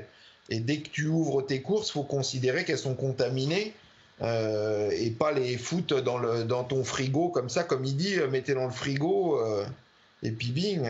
Faut considérer que les courses sont contaminées. Si tu peux retirer les cartons et puis les jeter à la poubelle, et puis après tu t'oublies pas de te laver les mains, mais t'essaies de pas en coller partout. Ah ouais, c'est clair. Même si c'est un peu de prendre trop de précautions, mieux vaut en prendre trop parce que mais t'as raison. il expliquait que quelqu'un peut avoir pris le produit et tout, mais c'est la caissière qui va te refiler les trucs. Elle touche des millions et des milliers et des milliers de produits par jour. C'est la caissière qui va refiler des merdes sur tes produits. Ouais. Et t'as de que ce soit contaminé. Donc, si tout ce que tu peux mettre en quarantaine, une semaine, tu le laisses comme ça. Tout ce qui doit être mis au frais, si tu peux retirer les protections, enfin s'il y a des protections qui peuvent être retirées sans problème, du genre les œufs, tu prends la boîte, tu vides les œufs dans un récipient en gros quoi, enfin dans un pot. Une boîte, ouais. Ah, tu les ouvres pas les œufs, tu poses les œufs et puis tu jettes la boîte et tu n'oublies pas de te laver les mains. De toute façon, je crois que la base, c'est ça, hein, c'est se laver les mains. D'ailleurs, je sais pas, pour la petite anecdote, ça me faisait rire parce qu'au tout début, dans les salles, avant que ce soit stoppé, souvent dans les salles, il restait des produits pour les mains. Parce que les mecs, même pour aller pisser, s'en battaient les couilles, quoi. Ici, ils se lavaient pas les mains. Hein. Alors qu'après, quand ça a commencé à parler du corona, t'avais plus de savon, quoi. Donc au final, tu pouvais plus te laver les mains quand même, mais au moins, il y avait plus de mecs qui se lavaient les mains avant. Mais c'est ça, c'est la base, hein, c'est laver les mains. Je sais pas, on se met tous les doigts, enfin, on se gratte l'œil, on se met les doigts dans la bouche. Ouais, non, mais c'est ça, les mains, c'est c'est ça le problème. C'est pas la seule. Ouais. Parce que si on avait assez de masques, je pense que, comme je disais, je pense que le masque serait obligatoire si on en avait assez. Hein. C'est probable. Si on nous dit que ça marche pas, le masque, c'est qu'on n'en a pas. Hein. Ah, mais c'est ça qui a été dit. Enfin, ils ont... Moi, ça m'a fait rire hein, quand tu reprends les déclarations même du gouvernement. Au début, ils disaient non, vous inquiétez pas, ça s'attrape pas par voie aérienne, comme ça. Puis un coup, on dit au bout de quelques temps, bah si, en fait, finalement, ça peut se propager. Ça peut rester dans l'air pendant X temps. Enfin, et effectivement, pour les masques, c'est la même chose. Hein. On va te dire non, c'est pas obligatoire, machin, mais c'est clair que idéalement, il en faudrait tu sortes en porte un quoi, tout le temps, quoi, parce que c'est voilà, moi, t'es protégé. Mais bon. T'es protégé. Non, il faut faire. Au moins partiellement, un peu protégé. Mécaniquement, quoi, on va dire, tu limites. Au moins, tu peux plus te gratter le nez ou te mettre les doigts près de la bouche. Ouais, c'est ça. Tu vois, au moins ça. Et alors moi, ce qui m'étonne, c'est qu'il parlait de contact prolongé, il fallait que quelqu'un te touche limite à la tronche pour que ça. Mais finalement, il te rend compte qu'en fait, ça se rattrape beaucoup plus facilement que ça. Ouais, et après, ils se sont aperçus que c'était très contagieux. Ouais. Au début, on pensait que c'était dangereux, mais pas très contagieux. Et après, on s'est aperçu que c'était pas très dangereux, mais très contagieux. Ouais. Et puis, il ne faudrait pas que ça soit un virus qui mute par la suite, parce que là. Parce qu'il expliquait, je sais plus comment on appelle ça, le spécialiste, là. Il disait que soit ça mute et puis ça devient moins dangereux, soit ça peut le devenir plus. Donc, ça, c'est au choix. On prend les survivants auront raison. C'est ça. Non, mais il faut espérer qu'il meurt de sa bête mort, mais c'est pas gagné. Hein. Non, puis. Parce que le beau temps, on le voit pas arriver. Je pensais que le beau temps, il allait arriver, puis finalement, ça, on repart dans un temps de merde. Donc, Mais c'est pas du tout sûr, de toute façon, que la chaleur détruise le virus. Hein. Non, mais ça aide. Oui, Pas très sûr, apparemment. Je sais pas, moi, j'écoutais un expert qui disait que c'était, pas du tout certain. C'était possible, mais pas du tout certain. T'as des virus du même type, notamment le MERS, qui se transmet au Moyen-Orient où il fait très chaud. Oui, non, mais tu sais que. Non, mais il disait pas mal d'épidémies du genre la grippe, etc. Comment on disparaît quand ils savent pas vraiment pourquoi, mais passer. Si, il y a une hypothèse. Il disait que pour le coup, ça peut être intéressant le froid, parce que plus il fait froid, moins t'as des gens dans la rue, quelque part. T'as moins envie de sortir quand il fait 5 degrés que quand il fait 20, quoi. Mais inversement, tu te confines à plusieurs pour te réchauffer. Ouais, c'est pas faux aussi, ouais. Donc, c'est pas faux. Donc, finalement, on est tous foutus. On est foutus. Non, mais. On en rigole, mais bon. Réellement, tu sais, parce qu'ils te foutent les boules à la télé, mais ils en auraient pas parlé, on vivrait normalement. Hein. Ouais, c'est vrai que alors je sais pas, parce que le doc, en plus, tu vois que ça tous les jours, donc ça doit être intéressant. Mais c'est vrai que on a tendance à dire que au début c'était, on en fait pas tout un plat quand c'est la grippe ou quoi, alors que finalement tu vois autant de cas, mais la télé, je pense qu'elle a un facteur vachement important aussi, anxiogène. Les gens ont commencé à dévaliser les magasins, etc. Ouais, ils ont dévalisé les magasins à cause de ça, alors qu'il n'y avait pas de raison de le faire, tu vois. Donc, mais bon. En tout cas, c'est vrai que. T'as les chaînes d'infos qui se battent pour faire de l'audimat, donc c'est celui qui va surenchérir sur l'autre pour avoir le petit plus, et du coup les gens ils sont super inquiets, ils paniquent, et c'est débile, c'est débile. À la limite il vaut mieux couper sa télé et l'allumer une fois par jour juste pour voir les nouvelles, et puis tu l'éteins après, parce que mais en ce moment c'était ça, c'était il te donne les chiffres, on a encore battu un record, comme si c'était un truc, et puis un jeune est mort aujourd'hui en bonne santé, machin. Mais qu'est-ce que t'en sais? T'as fait un bilan, qu'est-ce que t'en sais qu'il était en bonne santé?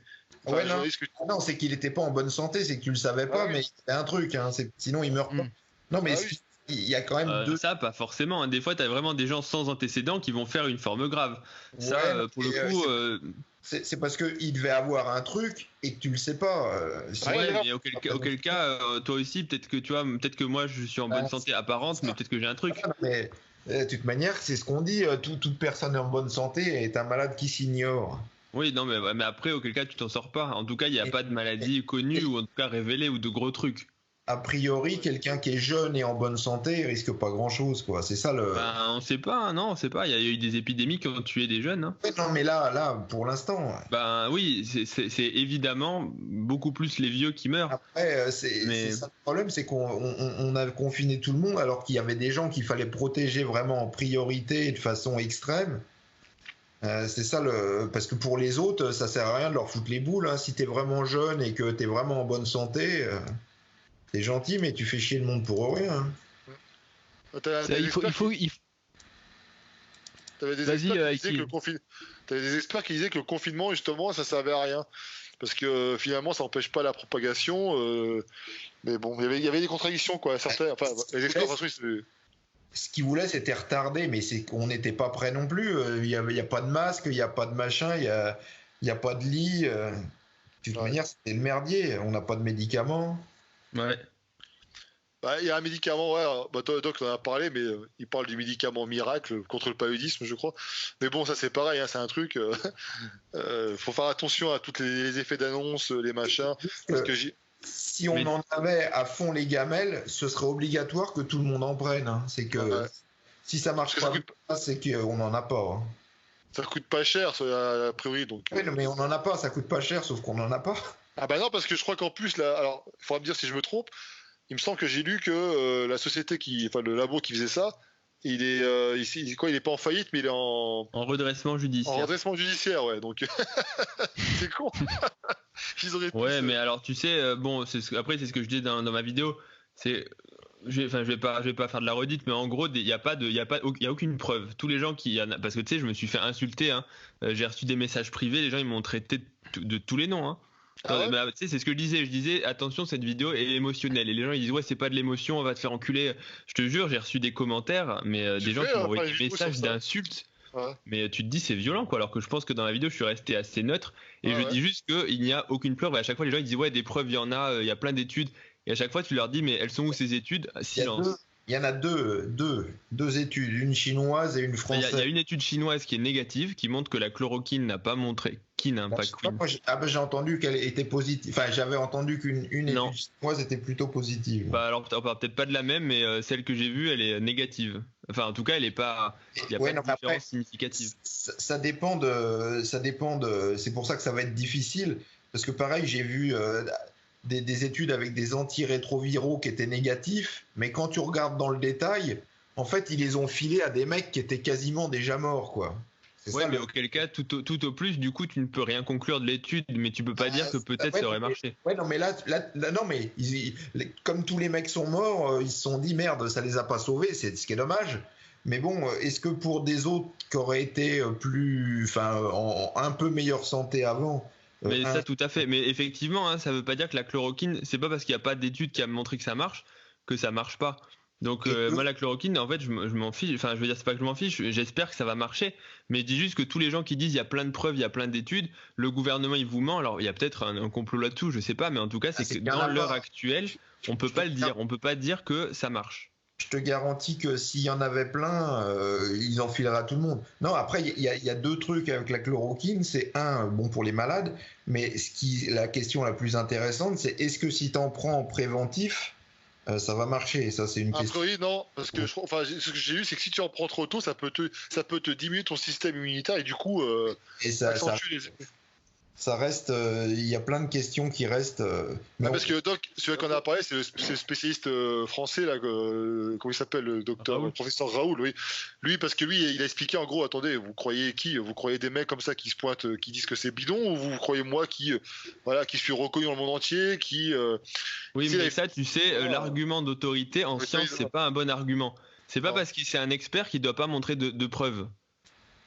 Sinon, c'est de la discussion de comptoir. Alors, encore une fois, j'attaque pas, mais c'est juste pour dire qu'en science, c'est pas parce qu'il a une opinion, et encore une fois, son opinion, elle est certainement meilleure que d'autres, mais le pari si tu donnes de la chloroquine à tout le monde sans preuve, et pour l'instant, des preuves, encore une fois, il y en a pas.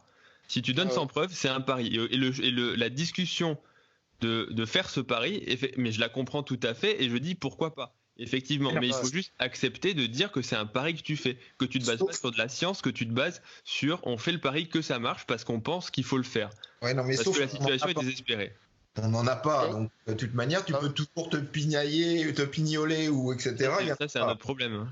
Bah si, c'est quand même un gros problème. Oui, mais effectivement, mais indépendamment de ça. Parce que sinon, je peux te dire qu'il y a longtemps qu'ils en auraient filé à tout le monde, hein, s'il y en avait. Je suis pas certain. Donc il faut quand même faire le constat quand même que les deux grosses puissances mondiales sont à fond dessus. Ils prendraient, je pense, pas le risque de juste sur un pari de dire voilà, on va le développer à fond. Alors ça, pour moi. Ouais. Il y a pas mal d'analystes qui disent que Trump joue son élection là-dessus. Hein. Aussi, ouais, non, puis ça rassure les gens. Tiens, j'ai un traitement pour vous, ça rassure vachement. Plutôt les gens, ils ont envie de croire, et c'est sûr que tu leur dis, bah non, ça marche pas. C'est violent. Hein. On a tous d'y croire que ça marche. Bien sûr. Hein. Et les gens qui disent les médecins veulent pas le donner parce qu'il y a des. Non, honnêtement, quand tu vois des patients qui meurent à l'hôpital et que tu dois débrancher certains pour en brancher d'autres, excuse-moi, on s'en passerait. Tous les gens qui disent oui, honnêtement, Je suis pas certain que... Non, pour moi, c'est vraiment une question scientifique. C'est que si tu fais ça, c'est la porte ouverte. Je comparais avec l'exemple de la saignée. Enfin, je l'ai pas fait, mais on peut le faire. Les avis d'experts. Tu prends la saignée au Moyen-Âge. C'était considéré comme le traitement de référence de plein de maladies. Si à l'époque, tu demandais aux experts de l'époque, ils te disaient la saignée, c'est très bien, ça marche. Et imagine, aujourd'hui, on te dirait les patients qui ont le coronavirus, on va faire une saignée à tout le monde. En fait, non seulement tu vas pas soigner le coronavirus, mais tous les gens que tu as saignés, il y en a certains qui vont avoir des maladies, il y en a certains qui vont se compliquer, il y en a que tu vas aggraver, qui vont mourir alors qu'ils seraient peut-être pas morts. Tu vois ce que je veux dire? Si le traitement ne marche pas, tu n'auras aucun effet, tu vas garder la mortalité du coronavirus, mais en plus, tu vas tuer des gens. L'avantage, c'est qu'il y a peu de risques avec ce médicament. Mais je te dis, voilà. Non, mais ça, je suis tout à fait d'accord. Encore une fois, je ne dis pas qu'il ne faut pas l'utiliser. Mais juste que si on l'utilise, il faut reconnaître que c'est un pari qui ne se base pas sur des preuves. C'est ce que disent tes confrères, hein. Beaucoup de tes confrères. Oui. Mais c'est pour ça, les gens qui m'insultent dans les commentaires et qui m'ont traité de tous les noms, j'ai envie de dire, calmez-vous, quoi.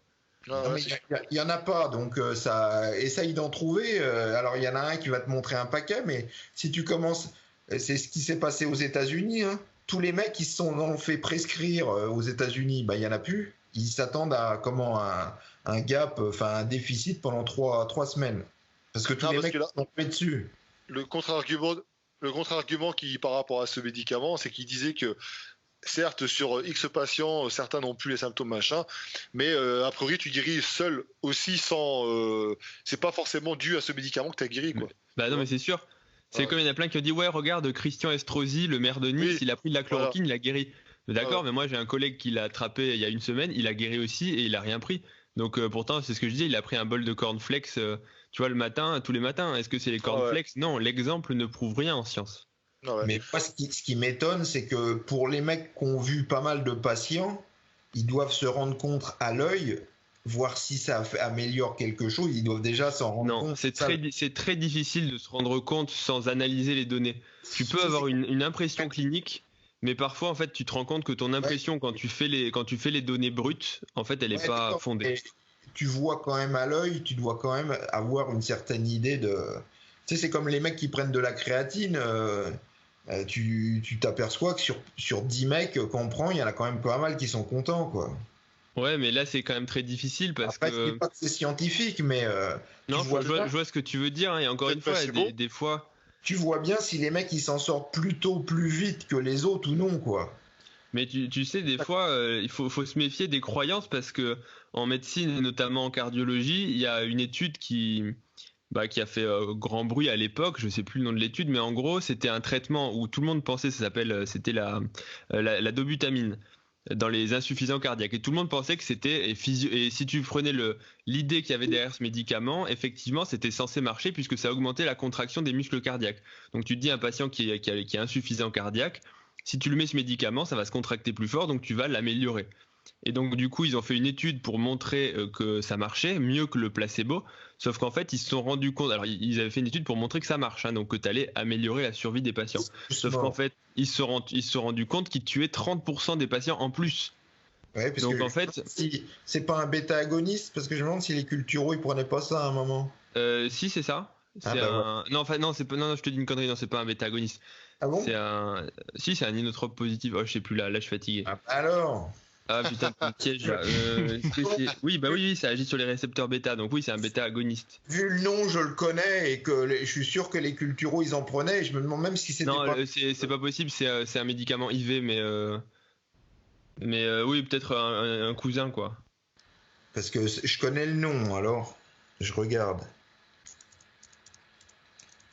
Mais le doc, une petite question qui n'a rien à voir, mais après. Est-ce que les gens se plaignaient de dire que pourquoi les célébrités, les ministres, les machins, etc. Eux, ils peuvent être testés. Pourquoi en France on ne teste pas tout le monde? Pourquoi même vous n'êtes pas testé d'ailleurs dans l'hôpital? Ouais, nous à l'hôpital, au début, il y a eu des restrictions parce que t'as pas assez de tests.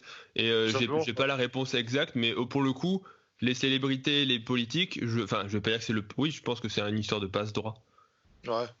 Parce que au final, que tu sois testé ou pas, si t'as pas de symptômes graves, on s'en fout.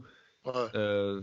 Après, non, c'est sûr que si Macron il a le coronavirus, il vaut mieux le savoir. Parce que j'ai une copine, la femme d'un collègue qui est immunodéficient, qui a des symptômes, fièvre, tout, machin, Donc voilà, elle avait des symptômes elle est partie à l'hôpital et tout, et ils l'ont pas testé, tu vois. Donc elle est passée, voilà, et on dit bah. Non, mais après c'est aussi des problèmes. Il y a des pénuries de tests. Après, une personne immunodéprimée qui a juste des symptômes mais sans signe de gravité, c'est encore, à mon avis, c'est encore pire. C'est une très mauvaise idée d'aller à l'hôpital parce que c'est quand même le meilleur endroit pour choper le coronavirus. Ouais. Donc si t'es immunodéprimé, vaut mieux rester chez toi. Hein. Sauf si encore une fois t'as des symptômes, des signes respiratoires ou des signes de gravité. Les mecs partaient du principe que les tests sont fiables. C'est ça le premier problème. C'est qu'au moins il y a encore quelques temps, je crois que la fiabilité du test c'est 60%. Surtout qu'il y a eu des exemples de gens qui ont été testés, c'était négatif, et finalement ça s'est développé un peu plus tard. C'est ça, oui. De toute façon, tu testes à un temps T. Mais si tu es en phase de réplication, si tu es en période d'incubation, si moi j'ai chopé le virus il y a 3 jours, que j'ai pas encore de symptômes et que je suis encore en période d'incubation où le virus se réplique, auquel cas on peut me faire le test, la PCR, et elle peut être négative aujourd'hui et puis se positiver demain. Oui, parce qu'il disait le principal problème, c'est qu'il savait pas exactement où était le virus. Donc tu testes un endroit, je sais pas, il te gratte la gorge ou je sais pas quoi. Ouais, c'est ça, on t'écoubillonne les voies respiratoires. Si le virus, tu l'as, mais qu'il n'est pas à cet endroit-là chez toi... Ah ouais, en tout cas, ça soulève pas mal de problèmes. Et encore une fois, c'est vrai que je pense que c'était pas les gouvernements successifs là, qui ont fait des restrictions budgétaires, notamment pour tout ce qui est le domaine du médical, hein, les hôpitaux, etc. Je pense qu'on voit encore une fois que la stratégie, c'était pas la bonne. Parce que je vois des confrères à toi qui sont revenus de leur retraite pour aider. Et d'ailleurs, il y en a quelques-uns qui sont morts, je crois qu'il y en a 5, il me semble, qui sont décédés à cause de ça. Voilà, c'est des sacrifices qui n'auraient pas dû avoir lieu finalement, parce qu'il y aurait assez de personnel soignant, etc. Enfin bon. On a toujours fait les mauvais choix en France, on l'a vu, on a supprimé des policiers, après il y a eu les attentats, on s'est aperçu qu'il n'y avait pas de flics, il n'y avait plus de flics. Après tu as les soignants pareil, les infirmiers. L'État multiplie les ressources dans certains domaines où on n'en a rien à foutre. Ah ouais. Là, il faut qu'il y ait une crise pour mieux préparer la suivante, quoi. C'est-à-dire que là, ils sont pas du tout armés pour ce virus et ça permettra éventuellement de se préparer pour une future épidémie. Je crois pas trop pour que la prochaine on soit. Mais est-ce que la France a les capacités de se remettre en question? C'est ça le problème, c'est que on vit sur nos acquis. On vit sur nos acquis, donc on reste toujours dans une position où on sait tout, on est les meilleurs du monde. Hein. Ah ouais, ça, à l'étranger, on est très reconnu pour être prétentieux, être très snob, mais on est juste aujourd'hui à la ramasse de tout, quoi. Et je pense que même en passant cette crise, il y a plein de choses où on n'aura pas encore compris, c'est sûr et certain. On n'a plus les ressources financières de toute façon de ce qu'on veut faire, donc c'est ça le problème. C'est pas évidemment les gouvernements ils font des économies, et pourquoi ils font des économies? C'est parce qu'en France il y a plus de fric. Hein. Ouais. C'est pas alors ouais ils ont fait des mauvais choix aussi, mais parce qu'ils ont dépensé beaucoup de fric sur des trucs dont on n'a rien à foutre. Moi j'ai mon ami qui est aux États-Unis, c'est un très gros trader, il a plusieurs pôles traders en Europe et aux États-Unis. Et à chaque fois, il m'a prédit l'avenir parce que, en fait, de tous les pays, ce qui prévient, c'est les mouvements boursiers, parce qu'ils arrivent à savoir un peu à l'avance les choses qui se passent parce qu'il y a des mouvements. Et lui, il m'a toujours dit, il m'a dit ça il y a 3 ans maintenant, la France est en faillite. Il dit c'est qu'une question de temps, mais il dit la France est en train de tomber, elle est en faillite. Et on va le découvrir là, hein, parce qu'on n'a pas de moyens, on n'a plus rien, on n'a plus d'argent. Non. Ils vont trouver 300 milliards, on ne sait pas d'où ils sont allés les chercher. Ouais. Donc, il y a beaucoup d'économistes qui tirent la sonnette d'alarme depuis un moment déjà sur la situation de la France et de l'économie, mais personne ne les écoute. Enfin, il y a quand même des gens qui en parlent depuis un moment de la situation. De toute façon, ça se reflète bien partout. Hein. Enfin, je sais pas si on peut faire un parallèle avec ça, mais regarde les salons du fitness, les machins, enfin tout se casse la gueule. C'est une question d'argent aussi. Hein. Les gens veulent plus. Enfin voilà, c'est lié. Hein. Donc en tout cas, pour revenir à ce sujet, donc parce qu'on sait un petit peu, forcément c'est un sujet d'actualité qui nous touche particulièrement, tous ceux qui nous écoutent. Donc on sait un petit peu, on parle un peu de politique, machin, etc. Mais on essaie de répondre à vos questions par rapport au fait que il faut pas, c'est pas après une préoccupation, il faut faire ce que vous pouvez avec le peu que vous avez, hein. ça sera toujours mieux que rien. Arnaud, est-ce que tu feras des vidéos, peut-être conseils pour sur ta chaîne, ou même Miko, pour voilà, des astuces, des routines, par exemple, d'entraînement? Bah, le problème, c'est qu'il y en a tellement sur Internet que les gens, ils sont, comment dire, intoxiqués par la mauvaise information et les mauvais exercices que les gens te regardent pas. C'est d'ailleurs pour ça que j'en ai pas fait pratiquement moi de vidéos, parce que les gens te regardent pas. On aura toujours le problème en France du respect en fait des anciens, de la hiérarchie, on va dire quelque part, des gens compétents, parce que les gens, ce qu'ils veulent voir, c'est du gratos. Ils veulent déjà du gratos. Donc, ils vont aller voir les super vidéos, parce que tu as des mecs, ils sont très mauvais en coaching. Par contre, c'est des metteurs en scène, mais de ouf. Donc, ils te font des scénarios, des belles vidéos avec des retours. Donc, les gens sont attirés par ça. Et finalement, le contenu, c'est de la merde. Donc, mais les gens s'en rendent pas compte. Moi, je le vis au quotidien, parce que on m'écrit en me disant oui, mais bon, alors je vais réfléchir parce que par rapport à tes coachings, parce que j'ai vu tel coach. Le coach, il a 25 ans, il n'a pas de diplôme, il n'a pas d'expérience. Il dit non, mais comment tu me compares à lui? Je veux pas être prétentieux, mais il y a un moment donné, il faut arrêter les conneries, quoi, tu vois. Il a un beau sourire et il promet beaucoup. C'est ça. Exactement. Non, donc je me suis dit, je vais pas perdre mon temps à faire ce genre de choses, parce que les gens ne les regarderont pas, mes vidéos. Finalement, ce que les gens ont besoin actuellement, c'est plus ou moins de faire en fait des vidéos, c'est vrai, un peu avec le sport, mais aussi quelque chose, on va dire, un peu de marrant, parce que les gens ont besoin de se vider la tête, ont besoin de voir de la joie, ont besoin de voir des trucs, même si on fait des trucs un peu débiles. Les gens, ils aiment bien nous voir aussi dans ce contexte-là, en se disant putain, le mec, il n'est pas toujours carré. Parce que moi, je me suis aperçu que les vidéos qui étaient les plus vues, c'est les vidéos quand tu associes un peu ton travail, mais sur un côté humoristique. Les gens regardaient plus ça que de faire le truc hyper carré, de dire voilà, il faut s'entraîner comme ça, parce que vous allez travailler très le muscle. Ça les emmerde, les gens, en fait. Ils s'emmerdent à regarder ça. Ils ont besoin de voir une activité, parce que c'est les réseaux qui sont comme ça. Donc il faut évoluer en fait avec les réseaux. Donc Arnaud, ce qu'il faut que tu fasses la prochaine fois, c'est une vidéo. Alors je vais vous montrer un exercice avec un élastique de mon casson. C'est n'importe quoi. Non mais c'est vrai, Non mais regarde, Aiki, regarde bien la photo. Je l'ai dit la fois dernière, je l'ai dit parce que c'est la mode des posings en slip. Hein. Tout le monde pose en slip. Ouais, mais justement, et regarde, moi j'ai déconné, j'ai dit putain, j'ai fait une pose en slip. Oh, j'ai multiplié par 2 mes vues, sérieux. Par 2 en même pas une demi-journée, juste parce que j'ai fait une pose de body en slip. Mais tu vois le truc qui n'a rien à voir. Ça apporte quoi réellement? À rien. C'est juste que les gens, ça les a fait rire. Et ce qu'ils veulent en ce moment, ce qu'ils ont besoin les gens, c'est de se détendre et de passer, de se vider la tête de tout ce qu'on voit à la télévision, parce que on nous pollue toute la journée du coronavirus avec des bonnes et des mauvaises informations. Et les gens ont besoin de se vider la tête. Et les réseaux servent à ça en fait aujourd'hui. Donc c'est pour ça que je pas YouTube, c'est du divertissement. De toute façon, regarde, de toute façon, si les gens ils cherchaient à s'instruire ou à apprendre des choses, Michael Gundil il aurait plus de vues que Thibaut InShape. Hein. Donc, mais c'est pour ça que exactement.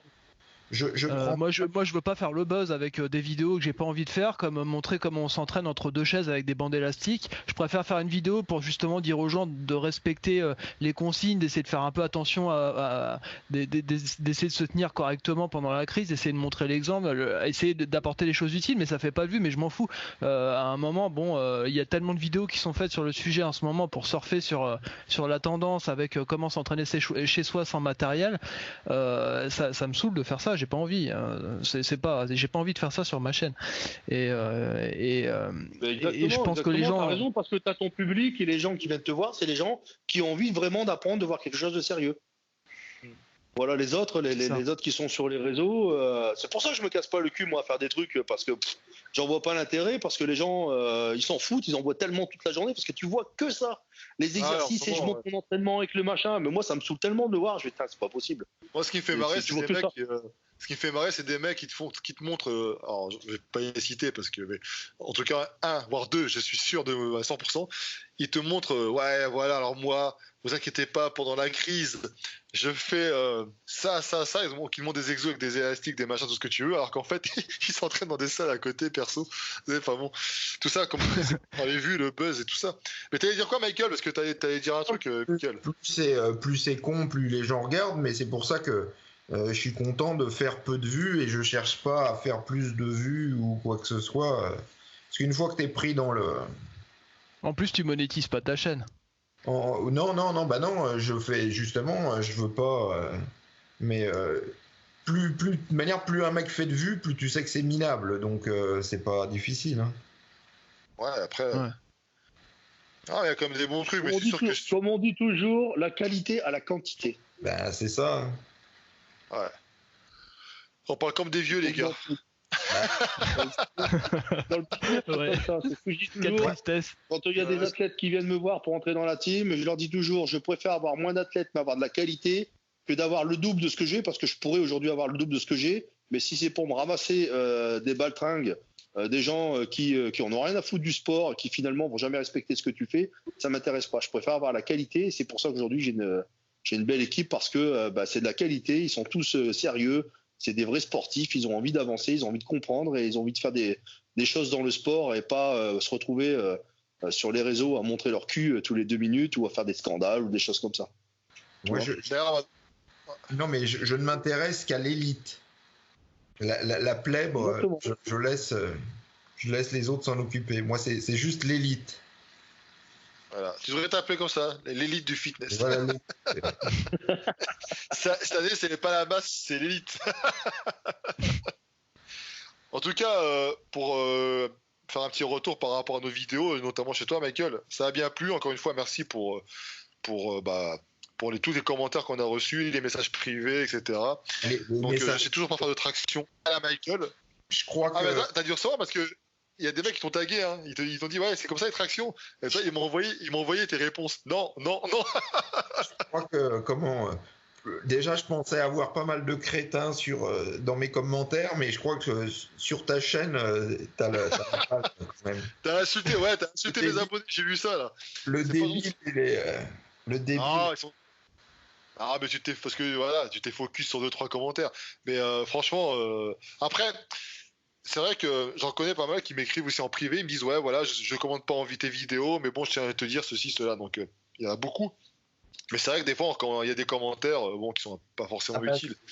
Plus c'est moi, court, plus le mec ouvre sa gueule, hein, en général. C'est comme notre ami. Tu te souviens quand on a dit j'ai dit que quand je vais au salon, quand je vais au salon bio, je vois beaucoup de zombies. Et il y a un mec qui a dit mais pourquoi tu dis que les végétariens c'est des zombies? Et puis excuse-toi. Bah oui, attends, le mec a un truc que t'as pas dit. Et puis après, faut que tu t'excuses. Mais je t'encule, merde. des mecs comme ça, c'est sur ta chaîne beaucoup. Ah, elle était bien, votre sur ma chaîne, vidéo, C'est sur ta chaîne, mon gars. C'est sur ta chaîne. Plaignez-vous. Plaignez-vous. Non, parce que sur ma chaîne, c'est parce que c'est une vidéo où tu en parles, donc c'est logique. Mais tu ferais la même chose. Non, mais en fait, de toute façon, c'est YouTube qui est comme ça, malheureusement.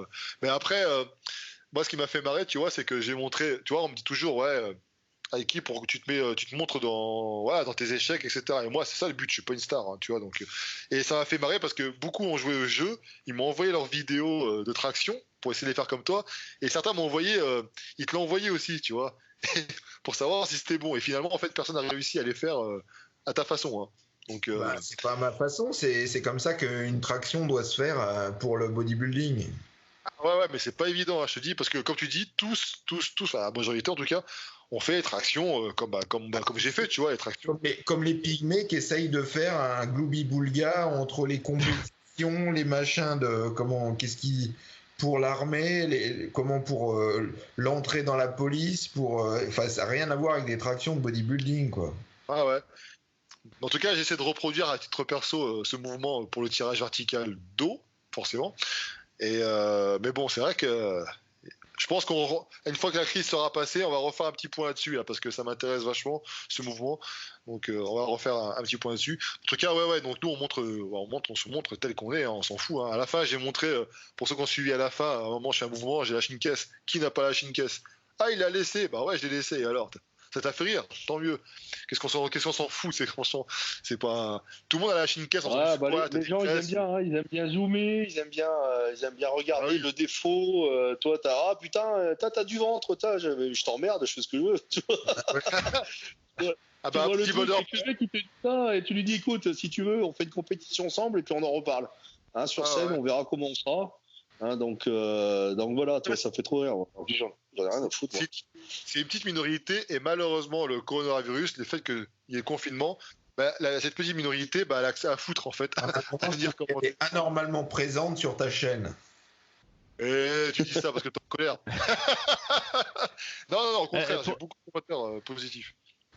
Pour l'anecdote, je venais de faire mon entraînement du dos et pour me détendre, je me fous devant YouTube et puis je tombe sur ta vidéo de l'entraînement du dos et je me suis enquillé toute ta vidéo de l'entraînement du dos. J'avais l'impression de le refaire pour la deuxième fois. Tu sais, je faisais mes tractions avec toi, Aiki. J'avais l'impression de sentir mon dos se contracter en même temps que le tien pendant que tu faisais tes tractions avec la tête en l'air là. Et du coup, le lendemain, j'y suis retourné pour tester le mouvement, pour essayer de corriger un peu mon mouvement pour faire la même chose. Mais bon, j'étais cuit déjà, mais c'était intense. Ah mais t'as vu, c'est pas évident, enfin parce que moi, lui il dit ouais mais tu comprends pas. Bah si, je comprends. Mais le problème c'est que mon corps, lui, une fois que je suis dans le mal, voilà quoi. T'as envie de mettre la tête droite. T'as coupé. Non, c'est logique quand tu le fais. T'as coupé. Ça paraît logique. Tu expliques que t'es un handicapé moteur. Ouais, parce que je voulais pas avoir la ligue des handicapés sur le dos. Hein. Handicapé moteur pour le sport. Ah ouais, non, parce que... absolu, on parlait d'apprentissage moteur. Parce qu'en plus, tu te contredisais, en plus, je voulais pas te foutre la honte, parce que tu me dis ça dans un mouvement, et après tu me dis, ah bah là, tu l'as bien assimilé, le mouvement. Ouais, non, mais attends, tu l'as bien assimilé sur une rep, et puis un mec qui est pas handicapé moteur, tu lui expliques, comme Arnaud, je lui explique, et tout de suite, il a le mouvement, et t'as pas à lui réexpliquer 50 fois. Ouais, mais c'est pas pareil de faire une traction à un poids de corps comme ça, et puis de faire un rowing, c'est pas la même chose. Tu vois ce que je veux dire? Même si Arnaud, après, c'est un pro, alors, donc forcément. Je vois pas du tout ce que tu veux dire. Ce qu'il y a, c'est que tu as un handicap moteur certain. Non, mais c'est comme... Regarde, c'est comme les mecs qui jouent. Regarde, c'est comme les mecs qui jouent au golf. Le golf, il y en a tout de suite, ils vont avoir le swing et puis ils vont comprendre. Et puis d'autres, 10 ans plus tard, leur swing, il sera toujours dégueulasse. C'est un handicap moteur par rapport au sport. C'est pas handicapé dans le sens où on l'entend. Ah ouais, non, mais handicap moteur. Il y a des gens, ils n'arrivent pas à avoir la coordination requise pour le sport. Les champions l'ont tout de suite. C'est ça qui fait la différence entre un baltringue et un champion. Ah donc, je suis un baltringue alors? Pour l'instant. Plutôt... Attends, on va s'expliquer la prochaine fois que je vais revenir te voir, toi. On va voir si je suis un baltringue. Pour l'instant, tu es plutôt dans cette catégorie-là. Parce que... Non, mais il y a des mecs qui montrent le mouvement, ils vont tout de suite le choper. Et c'est ce que j'expliquais. En 2 secondes, le mec, il a chopé le mouvement. Et en 2 minutes, il le fait plus. Il fait mieux que toi, après, malgré que tu aies 30 ans d'entraînement, quoi. Ouais, mais bon, toujours est-il que tous ceux qui m'ont envoyé la vidéo, personne n'a réussi. Tous ceux qui te l'ont envoyé, personne n'a réussi. Comme ça, il y en a qui sont hyper doués pour reproduire un mouvement. Ah mais tu me reproduis un mouvement en combat, machin, je te le reproduis à la perfection. Une traction comme tu veux faire toi, j'ai vu personne encore réussir. T'es handicapé moteur en muscu. Bon bah voilà. Arts martiaux, mais donc. Bah mais dans ce cas-là, si je suis handicapé moteur, donc le mouvement que tu as montré par la suite que j'ai fait correctement, bah j'aurais pas le faire correctement logiquement. Mais je suis sûr que je trouve des mecs, en 2 secondes, ils l'ont chopé et en Il a pas répondu encore à ça. Ils le font mieux. Hein? Ah bah... De répondre par rapport à quoi? Non mais t'as pas répondu. Parce que les 2 mouvements que je fais, après je les fais correctement. Tu vas me dire, ah putain, tu l'as chopé celui-là et tout ça. Mais ce que je te reproche, c'est que tu fais une rep et ça se détériore tout de suite derrière. Ah bah dans ce cas-là, c'est pas... Ouais.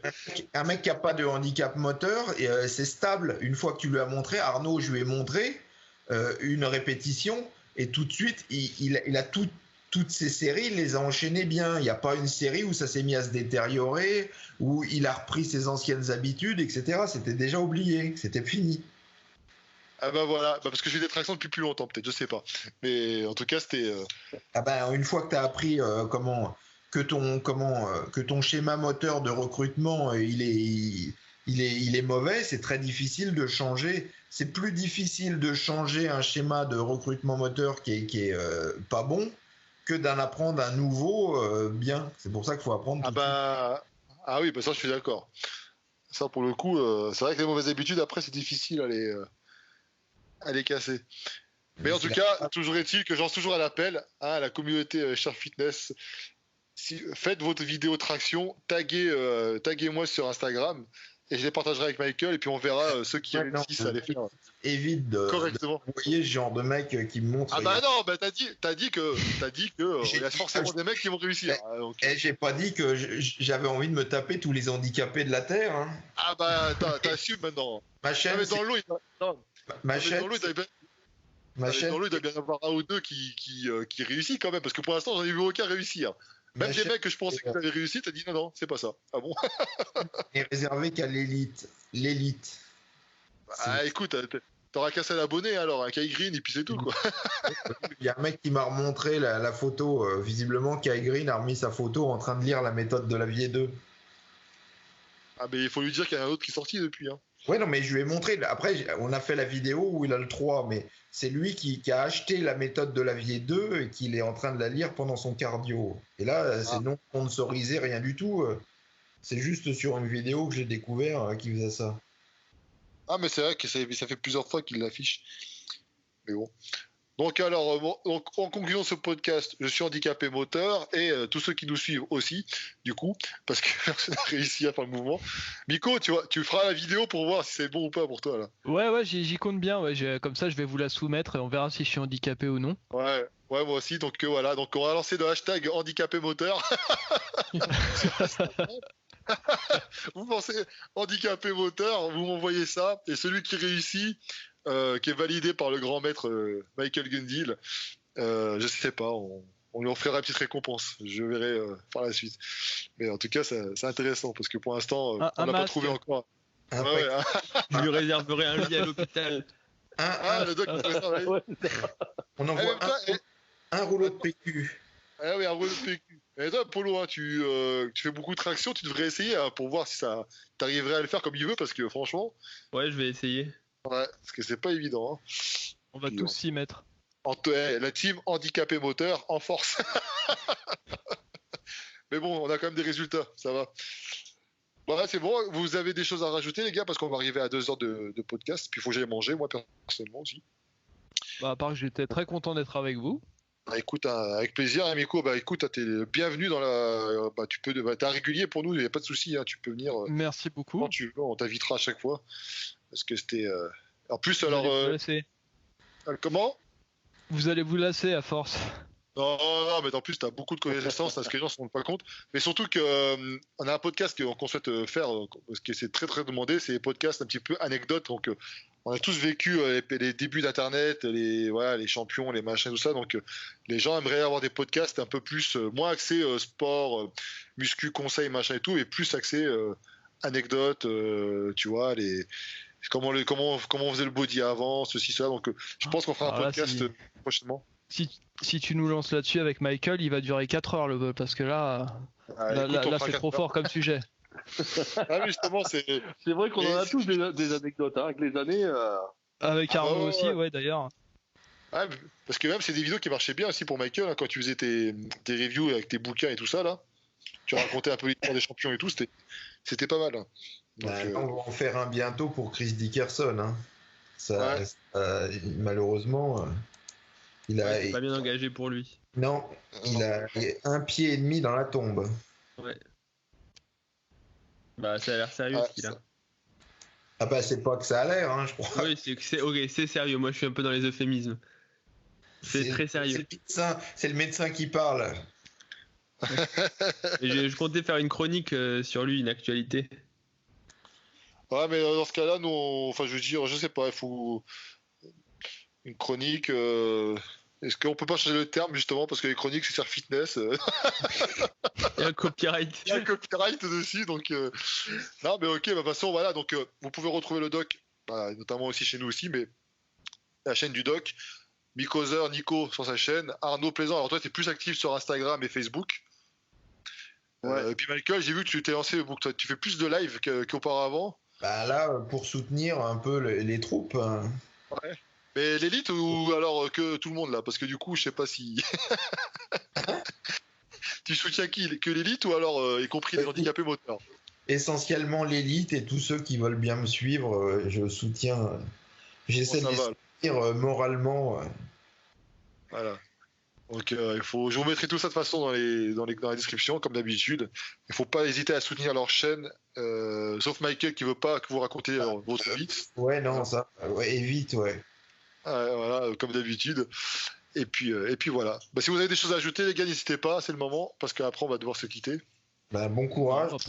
Tout que ouais, bon courage à tous ces grands sportifs voilà, qui se retrouvent confinés comme nous. Pas perdre espoir, continuez à vous entraîner, continuez à vous alimenter correctement et tout se passera bien et surtout restez positif. Ouais, et motivé. Ouais. Et prenez soin de vous et de vos proches. Voilà, c'est le plus important. Ouais, surtout, ouais. Bon courage à toi, le doc, hein, parce que c'est vrai que c'est un boulot. C'est pas facile, donc en tout cas, voilà. Ouais, c'est facile pour personne, hein, ni de rester en conférence. Enfin. Non, mais bon, toi, tu vois, comme tu expliquais, t'es vraiment très proche de ça, quoi. Côtoie la mort, quoi. Donc, ouais, et encore pour l'instant, pas trop. Ça va arriver pour nous. Sauf là, pour l'instant, c'était la réanimation et les services d'urgence. Mais la vague qui va toucher tout l'hôpital, ça va être là dans la semaine prochaine, quoi, début de semaine. Voilà. Et ouais, donc voilà. Bon, bah, allez. En tout cas, on vous dit à bientôt. J'espère que ce merci à tous. Et merci d'avoir écouté. Allez, et n'oubliez pas le pouce bleu. Une bonne soirée. Ouais, courage à tous.